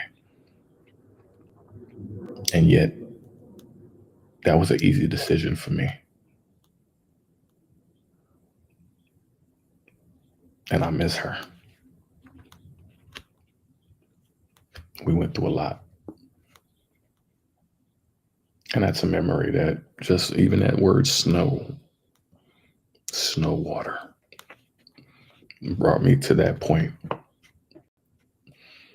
That was 10 years ago, y'all. I am almost 40. I'll be 40 this year.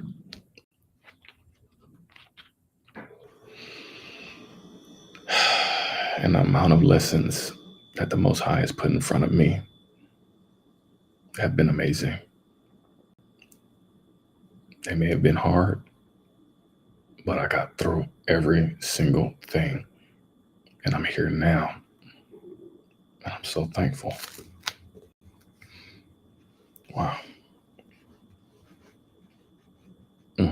Chapter 10. All right. My soul is weary of my life.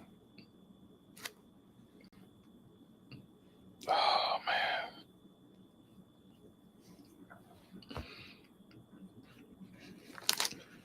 I will leave my complaint upon myself, and I will speak in the bitterness of my soul. Yeah.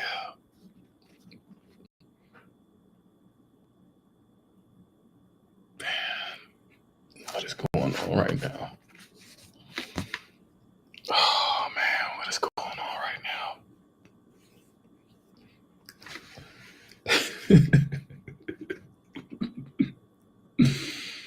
Oh, man. All right. I will say unto God, do not condemn me. Show me wherefore thou contendest with me.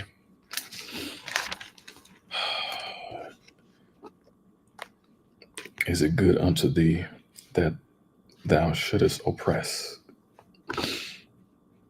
Yeah, because I needed to learn that lessons. Man, that thou shouldest despise the work of thine hands and shine upon the counsel of the wicked.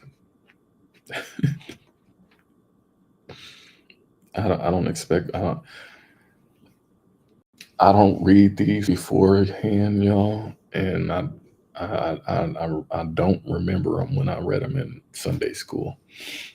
So to be reading these with different eyes now, truthful eyes, man, The humility that I have in my spirit right now, words can't even describe. I needed this.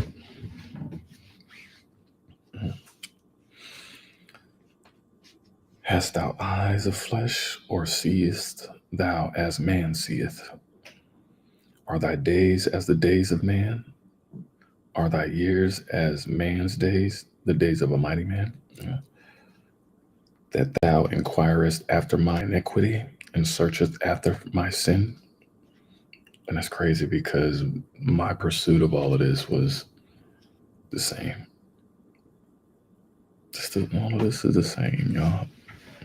What happened before is happening now. Hindsight, insight, and foresight.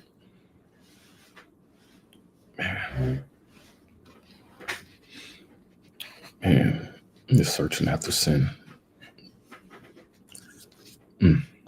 Thou knowest that I am not wicked, and I am not. I know I'm a good man. I'm a great man. And I'm going to keep shouting that because the Most High made me. And whatever He made is great. And I am great. I'm not perfect, but I am great. Great glory. Hallelujah.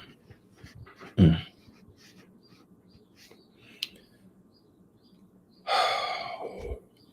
there is none that can deliver out of thine hand. Thine hand have made me and fashioned me together round about, and thou doest destroy me. God made you just as you are. So all the brothers and sisters out there doing BBLs and doing, height surgeries and, just doing all of the crazy things that we've been marketed with.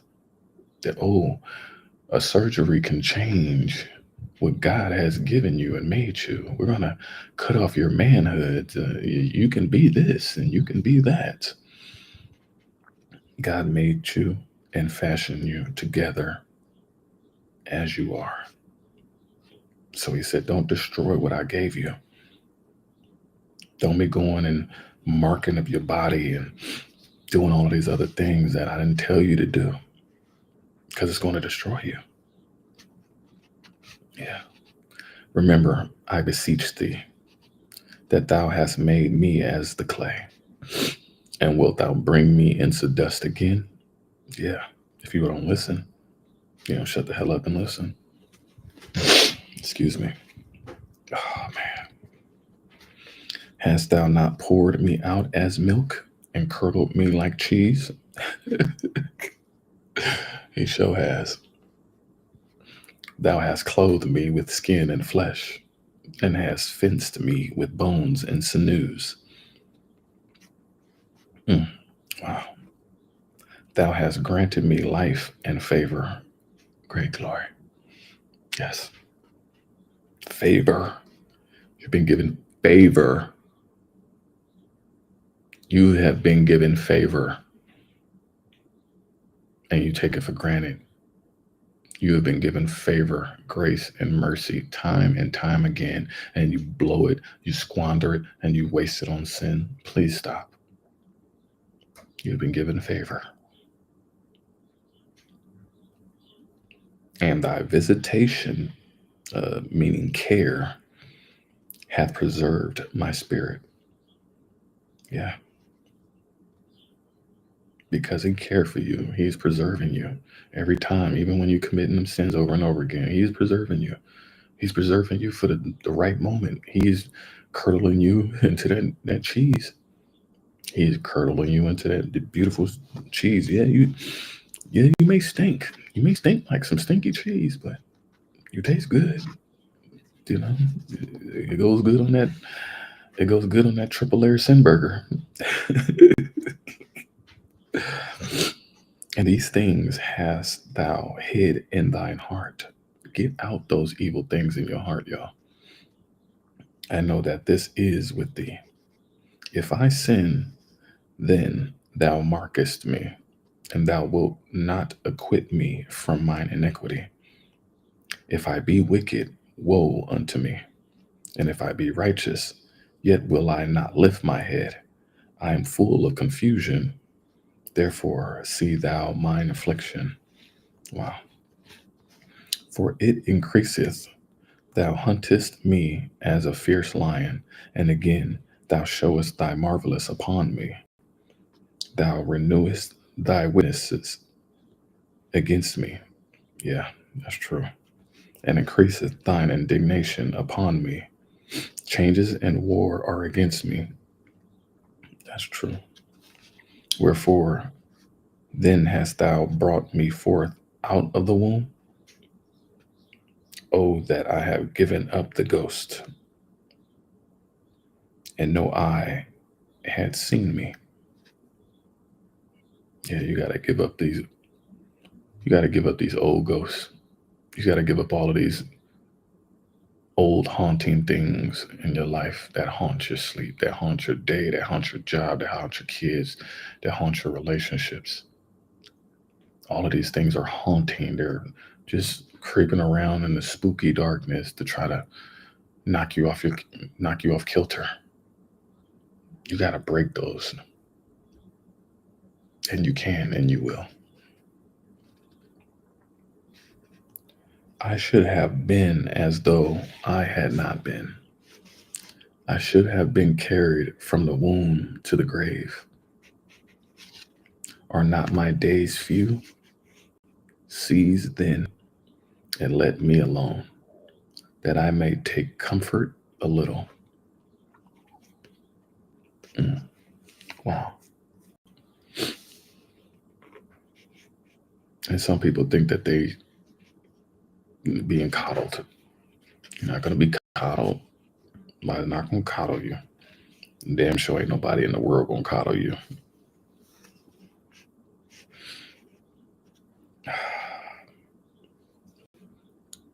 Before I go, whence I shall not return, even to the land of darkness and the shadow of death, a land of darkness, as darkness itself, and of the shadow of death, without any order, and where the light is as darkness.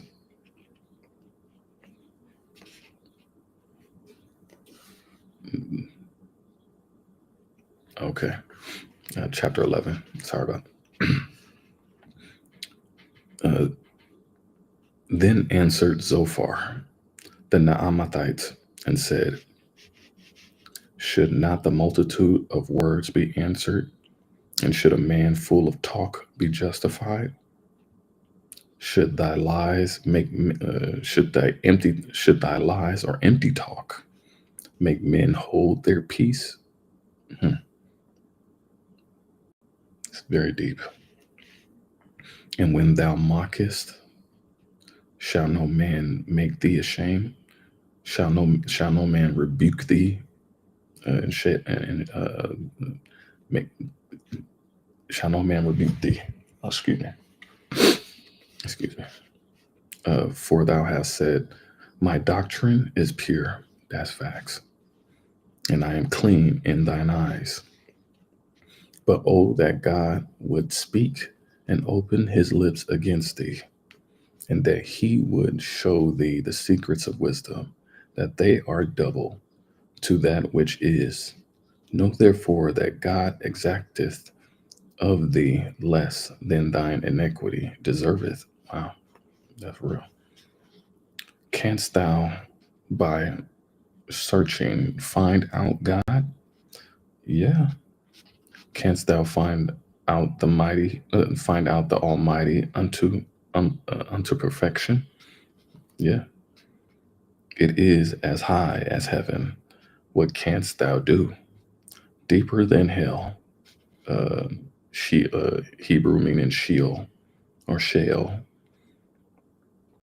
What canst thou know? The measure thereof is longer than the earth and broader than the sea. If he cut off and shut up or gather together, then who can hinder him? Who can restrain him? That's facts. If he cut off and shut up or gather himself together, then who can stop him? Who can restrain him? Mm. For he knoweth vain men, he seeth wickedness also. Will he not then consider it? For a vain man would be wise, though man be born like a wild ass's colt. If thou prepare thine heart and stretch out thine hands toward him, if iniquity be in thine hand, put it far away. Put it far away. Get rid of it. Bury it on the other side of the earth and walk away and let it go. Accept it. Accept the acceptance of the letting go, and forgive yourself for holding on to those pains, those traumas, those sins, those triggers for far longer than they really truly ever deserved. Put it far away. Get it out your hands. Let it go. Clean your hands of it. And let not the wickedness dwell in thy tabernacles. For then shalt thou lift up thy face without spot. Yea, thou shalt be steadfast, and shalt not fear, because thou shalt forget thy misery. Wow. And remember it as waters that pass away. That's I needed to hear that. That's so refreshing. No pun intended. But that is refreshing. And thine age shall be clearer than the noonday. Thou shalt shine forth. Thou shalt be as the morning, and thou shalt be secure, because there is hope. It is, y'all, for real. Yea, thou shalt dig about thee. Dig out of them holes you put yourself in. You're gonna be all right. You can dig out of it. Dig yourself out of it. Shalt dig about thee, and thou shalt take thy rest in safety. And that safety is the Most High. That's where you rest. That's where you can and always will be able to rest. Also, thou shalt lie down, and none shall make thee afraid. Yea, many shall make suit unto thee. But the eyes of the wicked shall fail, and they shall not escape, and their hope shall be as the giving up of the ghosts. In Job, it's chapter 12. And Job answered and said, no doubt, but ye are the people, and wisdom shall die with you. But I have understanding, literally meaning a heart, as well as you. But I have a heart as well as you. I am not inferior to you. Yea, who knoweth not such things as these? I am as one mocked of his neighbor. I am as one mocked by his friends, meaning that's what it means.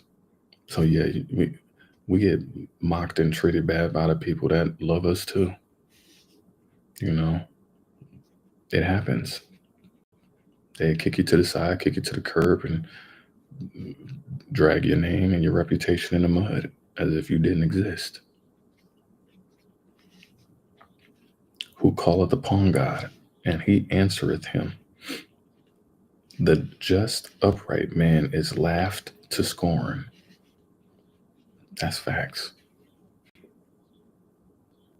And Mr. Rogers just told me that you are a brave man, Trey. You are courageous more than most. The strength that you have to just juggernaut through any door is commendable. That's respect, because you will get laughed. You will get ridiculed. You will get mocked. You will get talked about. Yeah. He that is ready to slip with his feet, as is a lamp despised in the thought of him that is at ease. The tabernacles of robbers prosper, and they that provoke God are secure, into whose hand God bringeth abundantly. But ask now the beast, and they shall teach thee, and the fowls of the air, and they shall tell thee, or speak to the earth, and it shall teach thee, and the fishes of the sea shall declare unto thee, who knoweth not in all these that the hand of the Lord hath wrought this, in whose hand is the soul, is the life of every living thing.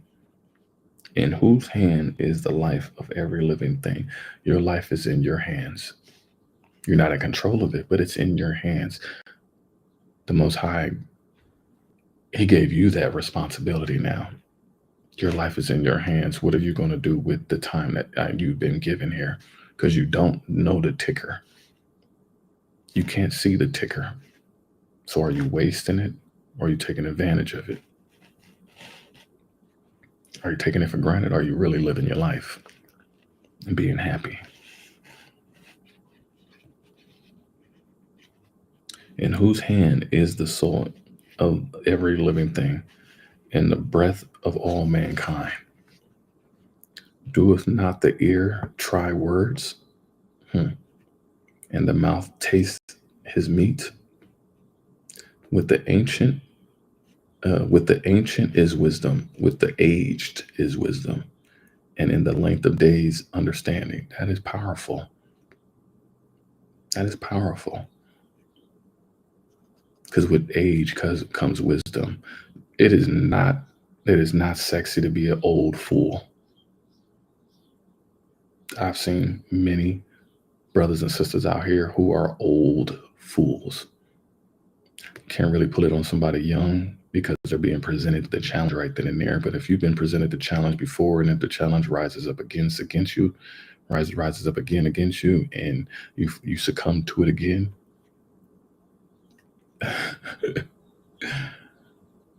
the length of days should give you understanding.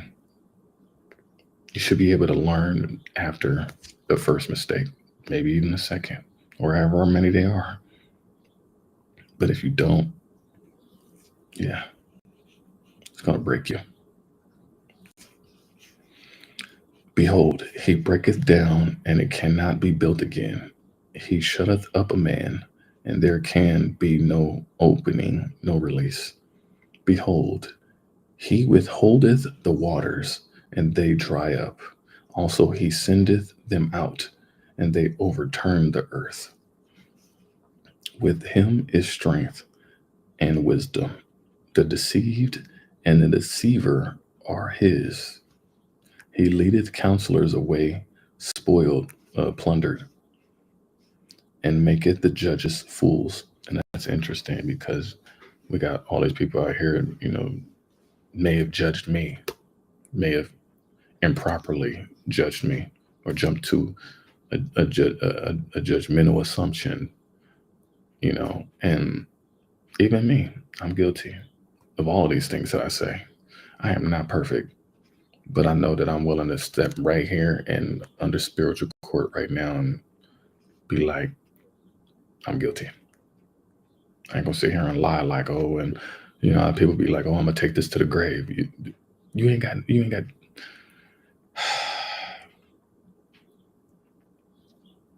might not even make it to there.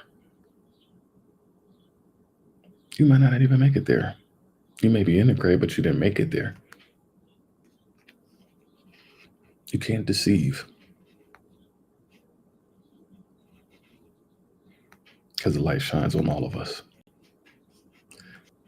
He looseth the bonds of kings, and girdeth their loins with a girdle, waist their waist with a belt. Maybe that's what it means. He leadeth princes away spoiled, and overthroweth the mighty, the plundered.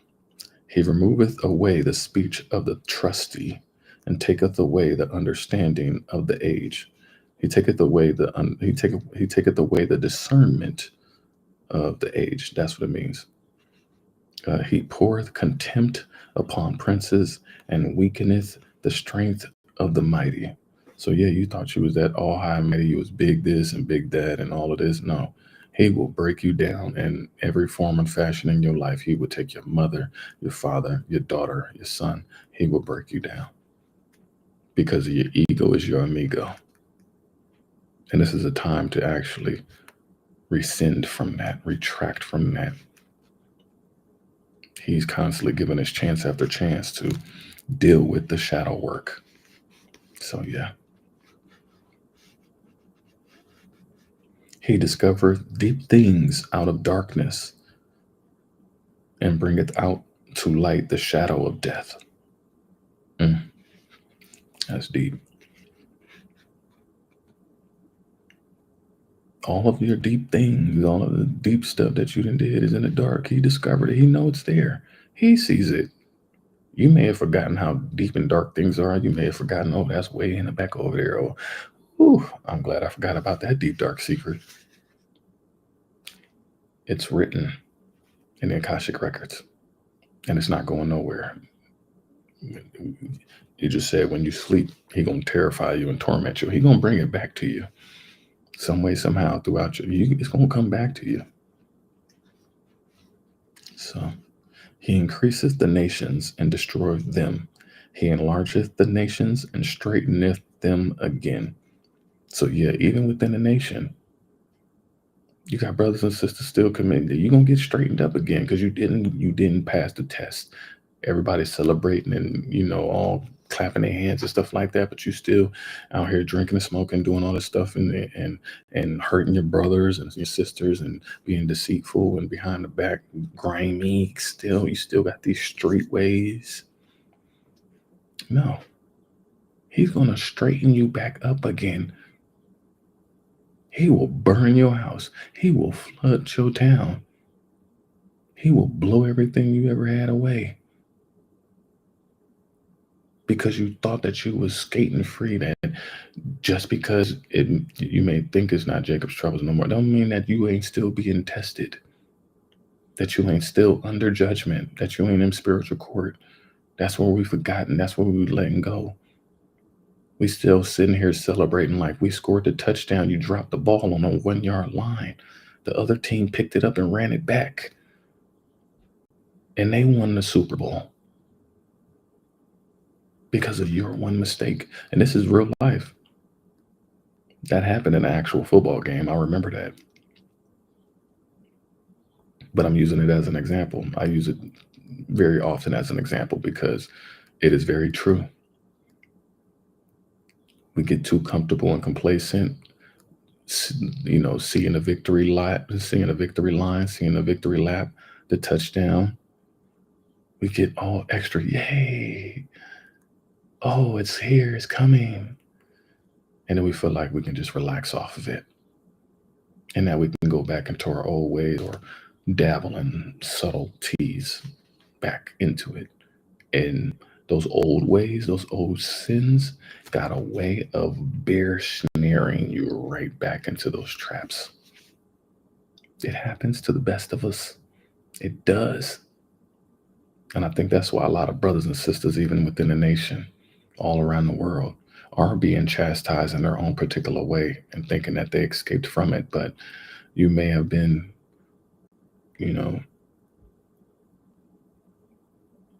peer pressured or following a blind shepherd off a cliff. You may have been capitulative because of family or friends or a fear of missing out, FOMOing, extreme FOMOing. A lot of our brothers and sisters got an extra, I'm guilty of it too. Don't want to be left out. But when you keep doing the same thing over again, he's going to straighten you back out again. He taketh away the heart of the chief of the people of the earth, and causeth them to wander in the wilderness where there is no way. Wow, that's deep. And I'm starting to see that with a lot of brothers and sisters too. They're starting to wander and they ain't got no sense of direction, even in their conversations, even when they're talking about today's subjects and topics and just rambling on. Just rambling on. They're getting all in their own emotional ego, and you can see it. I see it. Because I'm just that laser point locked on. Ain't nothing going to scoot and skate past me. Even myself. I gotta look at myself in the mirror and be like, Trey, you ain't finna let that scoot and skate by. You finna go ahead and handle that right now. You finna deal with this right now. Just like he chastising me right now within this Job. Most High is giving me a spiritual butt whipping right now, and I'm just standing still and I am taking it right now.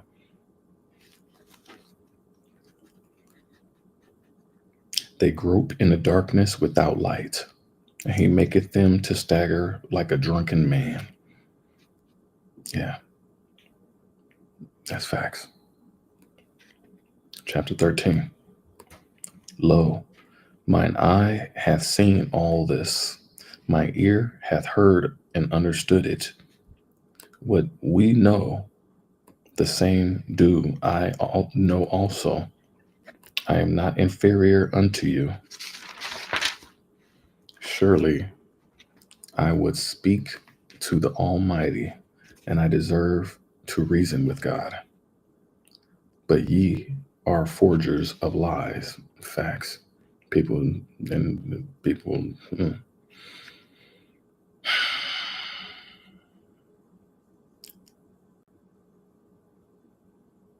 You got a lot of brothers and sisters out here still selling our brothers and sisters wolf tickets, selling them pipe dreams, pimping them to pimp a butterfly. To pimp a butterfly.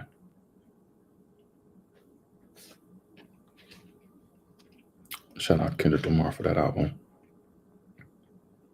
But are forgers of lies and will keep forging because that's all they know. Ye are all physicians of no value. People saying they providing that medicine and it ain't got no value. Giving you all of this candy, sweetness. Oh, it tastes good, but it's not really what you was needing. You don't go to a physician for them to give you that lollipop that they have at the reception desk. You didn't go to the doctors to eat them lollipops. That's the trick. That's the lie. Oh, yeah. Oh, that ye would altogether hold your peace, and it should be your wisdom. It should be your wisdom that guides you. Your wisdom will help give you peace. Hear now my reasoning, and hearken to the pleadings of my lips. Will ye speak wickedly for God, and talk deceitfully for him? Will ye accept his person? Will ye contend for God? Is it good that he should search you out? He will. Or as one man mocketh another, so do ye so mock him. Yeah. So when my brothers and sisters got rid of me and kicked me out, you're mocking God. You're kicking God really out of the word. You're kicking God out of our gatherings of the nation.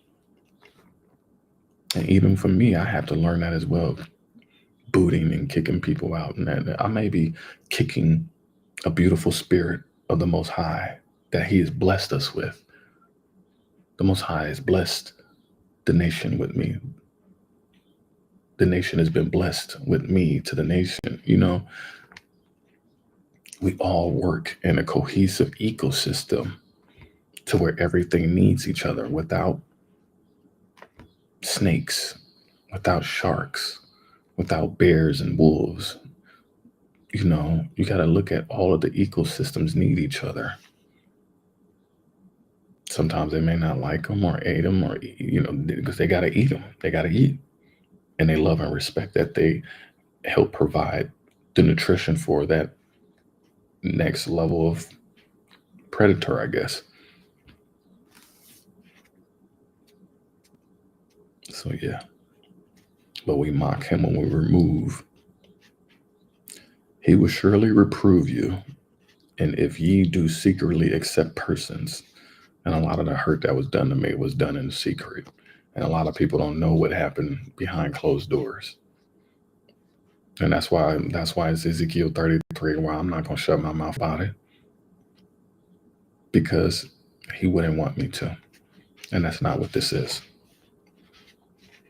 Everybody will be secretly about the things that they know that they're deviously and diabolically deceitful about. They'll hide it. They'll keep it under wraps. They won't mention it. They won't say it. They won't talk about it because they want to keep it secret, because they know how much their soul is already snared by the actions of what had already taken place.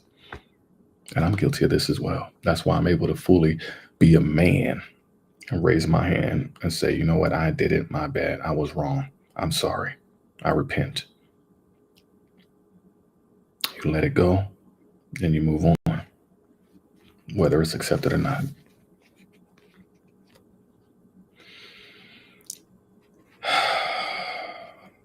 Shall not his excellency make you afraid? Shall not his exaltation make you afraid, and his dread fall upon you? Facts. Your remembrances are like unto ashes, your bodies to bodies of clay. Your defenses are defenses of the clay. That's what I mean. Hold your peace. Let me alone, that I may speak, and let come on me what will. Meaning, be silent. Be silent in your peace. Be silent and hold your peace, and let me alone. Let him do the work. Let him speak. Quit trying to act like you God. You are not the Most High.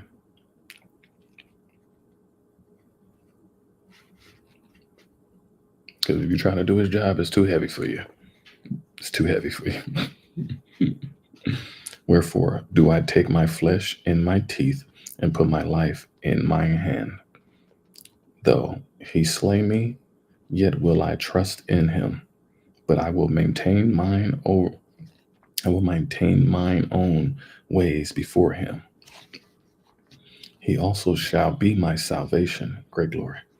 For a hypocrite shall not come before him. That part. You got a lot of brothers and sisters out here being hypocrites. I promise y'all. Y'all not going to believe they're hypocrites because you so much glorifying them and putting them on a pedestal. You don't think they can't do no wrong. Oh, man, you saved my life. You did all this. No. They're men and women just like you, and they're susceptible to the same things.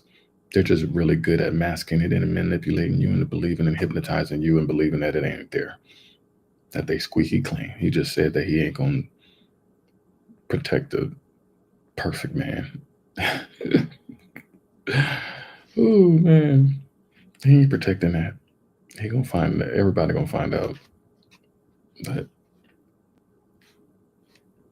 hear diligently my speech and my declaration with your ears. Behold now, I have ordered my cause. Behold, I have prepared, meaning I have prepared my case. I know that I shall be justified, great glory, and I will be. I will be justified in all of the wrongdoings and the transgressions from my brothers and sisters, family and friends, strangers, up and down, left and right. It'll be justified. It's not your job to sit there and try to justify what that man did to me as a kid. It's not my job to sit there and try to go find this man so I can do something wrong to him that he did to me. No, that's not my job. It's you to let it go, accept what happened to you, what's supposed to happen to you, and you go do the Most High's righteous work. Facts. Simple as that. Simple as that. It will be justified. And is being justified now. Who is he that will plead with me? For now, if I hold my tongue, I shall give up the ghosts. Only do not two things unto me, then I will not hide myself from thee. Withdraw thine hand far from me, and let not thy dread make me afraid. Then call thou, and I will answer, or let me speak, and answer thou me. How many are mine iniquities and sins? A lot, man. Make me to know my transgression and my sin. Yes. Wherefore hidest thou thy face? Wherefore hidest thou thy face, and holdest me for thine enemy? Wilt thou break a leaf driven to and fro? And wilt thou pursue the dry stubble? He's a deep man, I promise y'all. For thou writest bitter things against me, and makest me to possess the iniquities of my youth. Yes, meaning to inherit. That's deep. For thou writest bitter things against me, and makest me inherit the iniquities of my youth. Wow, it's my life.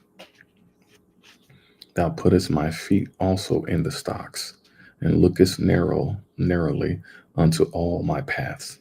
Thou settest a print upon the heels of my feet, and he, as a rotten thing, consumeth or decay, as a garment that is moth eaten. Chapter 14.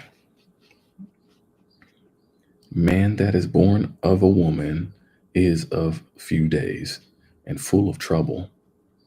He cometh forth like a flower, and is cut down. He fleeth also as a shadow, and continueth not. And doest thou open thine eyes upon such an one, and bringest me into judgment with thee? Who can bring a clean thing out of an unclean? Not one. Facts. Everybody, man, that is so facts right now. We be trying to be Captain Save-A-Ho, thinking that we, man, that's deep. Well, not one of us. And we put all these men and women on a pedestal, like they can do this and make you clean and unclean you, and no. Mm-mm. Seeing his days are determined, the number of his months are with thee. Thou hast appointed his bounds, that he cannot pass. Turn from him, that he may rest, till he shall accomplish as an hireling his day. For there is hope of a tree, if it be cut down, that it will sprout again, and that the tender branch thereof will not cease. Though the root thereof wax old or grown old in the earth, and the stock thereof die in the ground. Wow, that's deep. Through the scent of the water it will bud, and bring forth boughs like a plant. But man dieth and wasteth away. Yea, man giveth up the ghost, and where is he? As the waters fail or disappear from the sea, and the flood decayeth and drieth up, so man lieth down and riseth not, till the heavens be no more. They shall not awake, nor be raised out of their sleep.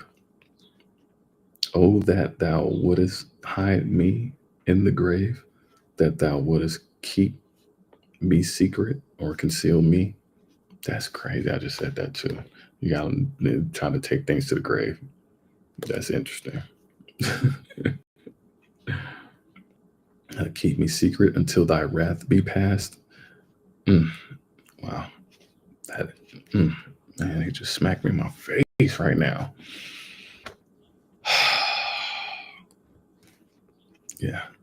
That thou wouldest appoint me a set time and remember me. Wow. Wow. Mm-mm-mm. And I was asked that question by a family member of, if the guy that molested you, if he died, would you be help? Would you be all right? Would that help you? Would that may help you heal? And I've asked a couple people that too, you know. And I sat silent. I didn't even know how to answer it. Sometimes when I have a deep question like that, I take a lot of time to process and think about it and answer, because it is a question, and a question requires an answer. But in between that question and answer requires time and patience and clarity and understanding. So yeah, sometimes we still hold on to that wrath until the grave, and then we justify the grave as a releasing of that wrath. Why are you waiting until the grave? Why you just can't let go of that wrath right now? Why can't you just let go of that pride right now? Why can't you just let go of that lust and that envy right now? Your grave may be right now. Why can't you let it go in this very moment? It's just that simple. He's telling you it's just that simple. Why are you holding on to it?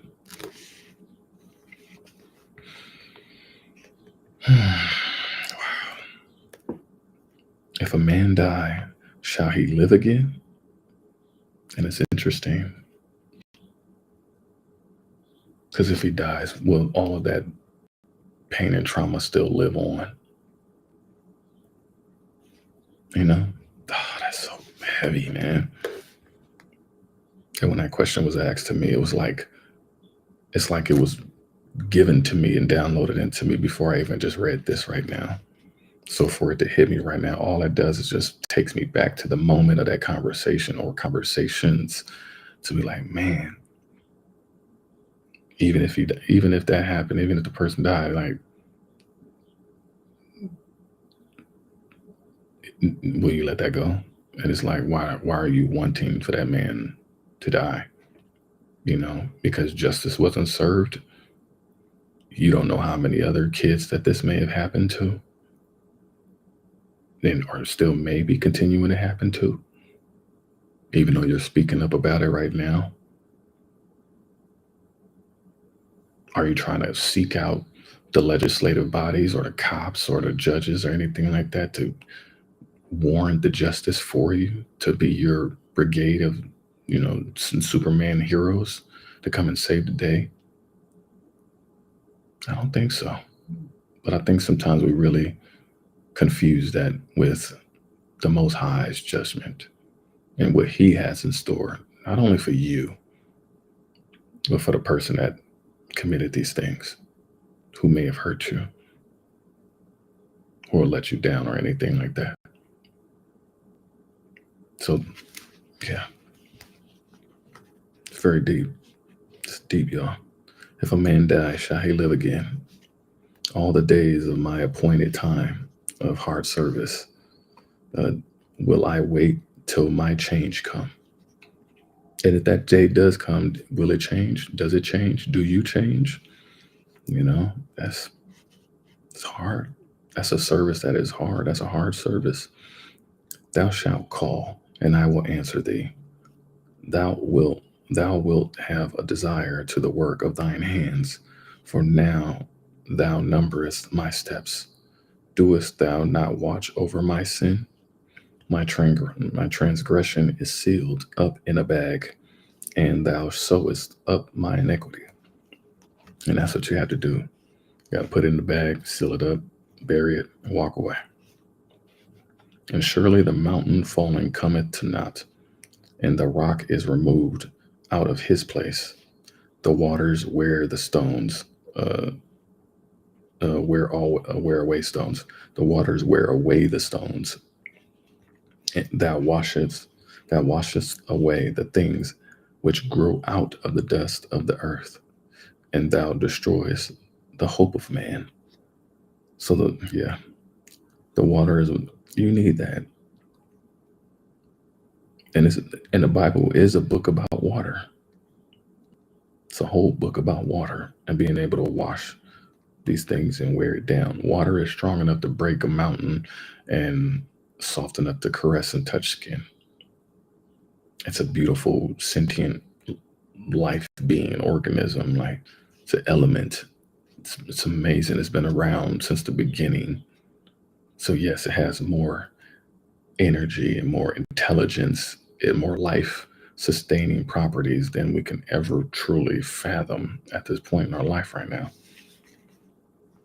But it's like the water, and it's crazy because I just took a shower and that was like the most amazing thing. It helps wear down these things. When you go get baptized, it wears down these things. You go to the beach, you get all of this different energy when you, yeah, it's deep. Water is amazing. Thou prevailest forever against them, and he passeth, though changes his countenance, and sendeth him away. His sons come to honor, and he knoweth it not, and they are brought low, but he perceiveth it not in them. But his flesh upon him shall have pain, and his soul within him shall mourn. Let me see. All right, we'll stop at chapter 15. Chapter 15. Then answered Eliphaz the Temanite and said, should a wise man utter vain knowledge and fill his belly with the east wind, fill himself? That's deep. Should he? And that's crazy because we sit here and we follow teachers that, you know, teach everything else but what is necessarily inside of this book. We could sit here and read all these other books about war and learning manipulative tactics and hypnotizing tactics towards, you know, our everybody like that. That's deceitful, and you're making the nation deceitful, sir. You're making them diabolical. You're making them become, you're conditioning them in a falsification of righteousness. It's very crafty. A vain knowledge. This is the ultimate knowledge. This is really the only knowledge we really do need. Everything else is just man's theory, man's word salads, and all of these books. They provide information and knowledge. Don't, you know, chew the meat, spit out the bones, but there's no other. This ain't no vain knowledge. This is the truth. Nothing but the truth, the whole truth. So, should he reason with unprofitable talk? That's deep. Excuse me. Or with speeches wherewith he can do no good. So yeah, he's sitting there having these conversations like you don't do no bad, like you just all good. No. Mm-mm. You have to admit to these things. Yea, thou castest off fear, and restrainest prayer before God. For thy mouth uttereth thine iniquity, and thou choosest the tongue of the crafty. You got a lot of brothers and sisters out here crafty with their words. You gotta be mindful if it ain't rooted. Yeah, it's crafty. Thine own mouth condemneth thee, and not I. Yea, thine own lips testify against thee. So yeah, what you speak does come back to you, and I know that for a fact because I said the same exact thing to one of my exes, and yeah, and what happened to what I said wound up being me. So it's like you have to be mindful of what you say. Your own mouth can condemn you, and I've done that many times to myself. So, and not I, and thine own lips testify against thee. Art thou the first man that was born, or wast thou made before the hills? Hast thou heard the secret of God, and doest thou restrain wisdom to thyself? What knowest thou? What we know not? What understandest thou, which is not in us? With us are both the gray headed and very aged men, much elder than thy father? Hmm. Are the consolations of God small with thee, or too small with thee? That's deep. Is there any secret thing with thee? Yeah. Why doeth thine heart carry thee away? Wow. And what do thy eyes wink at? Or why do your eyes flash? Hmm. Why are you so jittery? Why are you so quiet about, that? Why do your eyes flash? Yeah, that's like a person who can't look you in the eyes is constantly like looking all over the place and be like, yeah, just dishonesty, no integrity. I'm telling you, it's crazy. It's crazy. You got to watch these pastors and preachers and people who peg off as the righteous. This is deep, man. That thou turnest thy spirit against God. And that's what's happening now. You got people who will manipulate you and turn you against the spirit of God. Yeah, and let us such words go out of thy mouth. What is man that he should be clean? And he which is born of a woman, and that he should be righteous. Behold, he putteth no trust in his saints. Yea, the heavens are not clean in his sight. How much more abominable and filthy is man, which drinketh iniquity like water? I will show thee, I will tell thee, hear me, and that which I have seen I will declare. Which wise men have told from their fathers and have not hid it? Wow, that's deep. Which wise men have, yeah, wait, which wise men have told from their fathers and have not hid it? Unto, unto whom alone the earth was given?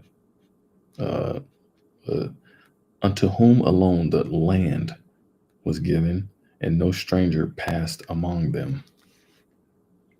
The wicked man travaileth with pains all his days. He writhes.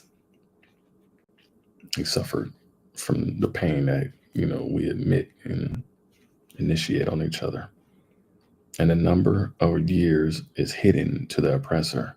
So most people are not going to come out about the stuff that they did wrong or the stuff that has messed with them. Like I'm talking about my own stuff and things like that. Like most people are not going to, they're not going to let it go. They're not going to speak on it. They're going to sit there and let it, you know, uh, just eat away at them, destroy them. A dreadful sound is in his ears. In prosperity, the destroyer shall come upon him. So, yeah, this is in your ear right now. You hear me. And it is going to a mess with you. You can get prospering, make all the money you want off of any of the endeavors that you want to go on. But if you ain't following, if you ain't listening, it's going to destroy you. And it's going to be a dreadful sound in your ear. That's what it says. It's going to be constantly a bug in your ear. It is not going away. He believeth not that he shall return out of darkness, and he is waited for of the sword. He wandereth abroad for bread, saying, where is it? He knoweth that the day of darkness is ready at his hand. Trouble and anguish shall make him afraid. They shall they shall let me see.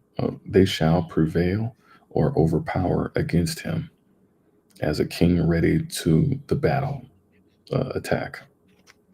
For he stretcheth out his hand against God and strengtheneth,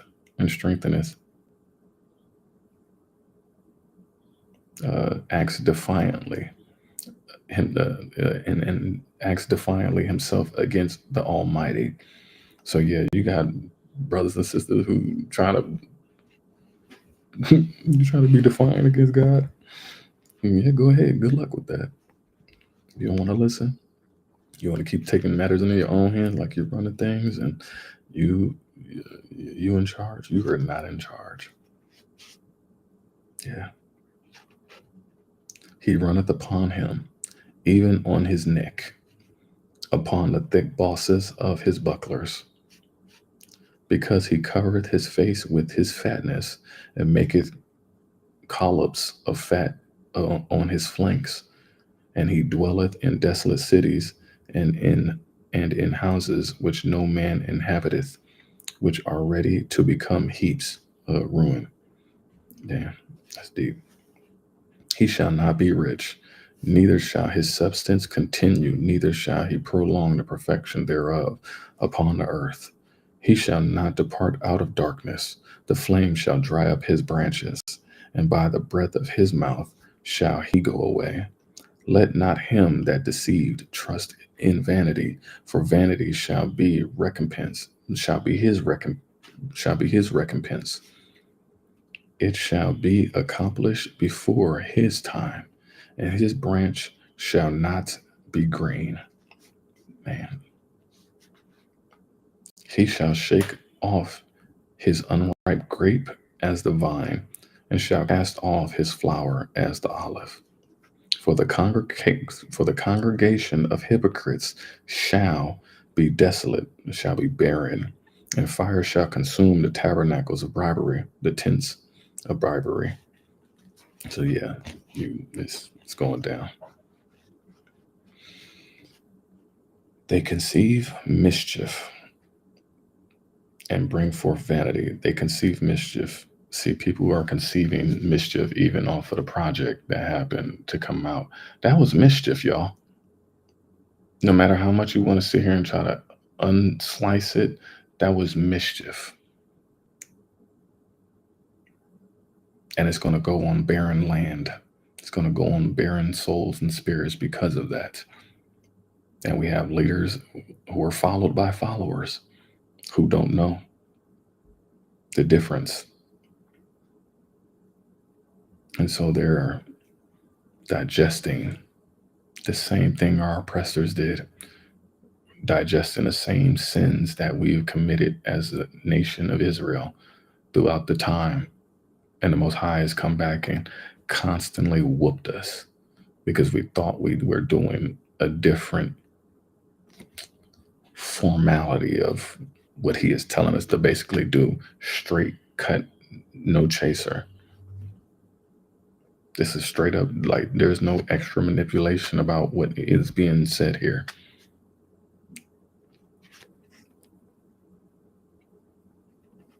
That's why I'm trying to be here to help my brothers and sisters out, to help them see the light, so they can see hear the truth. They conceive mischief and bring forth vanity, and their bellies prepareth deceit. Wow, great glory. And that is the end of chapter 15 in the book of Job.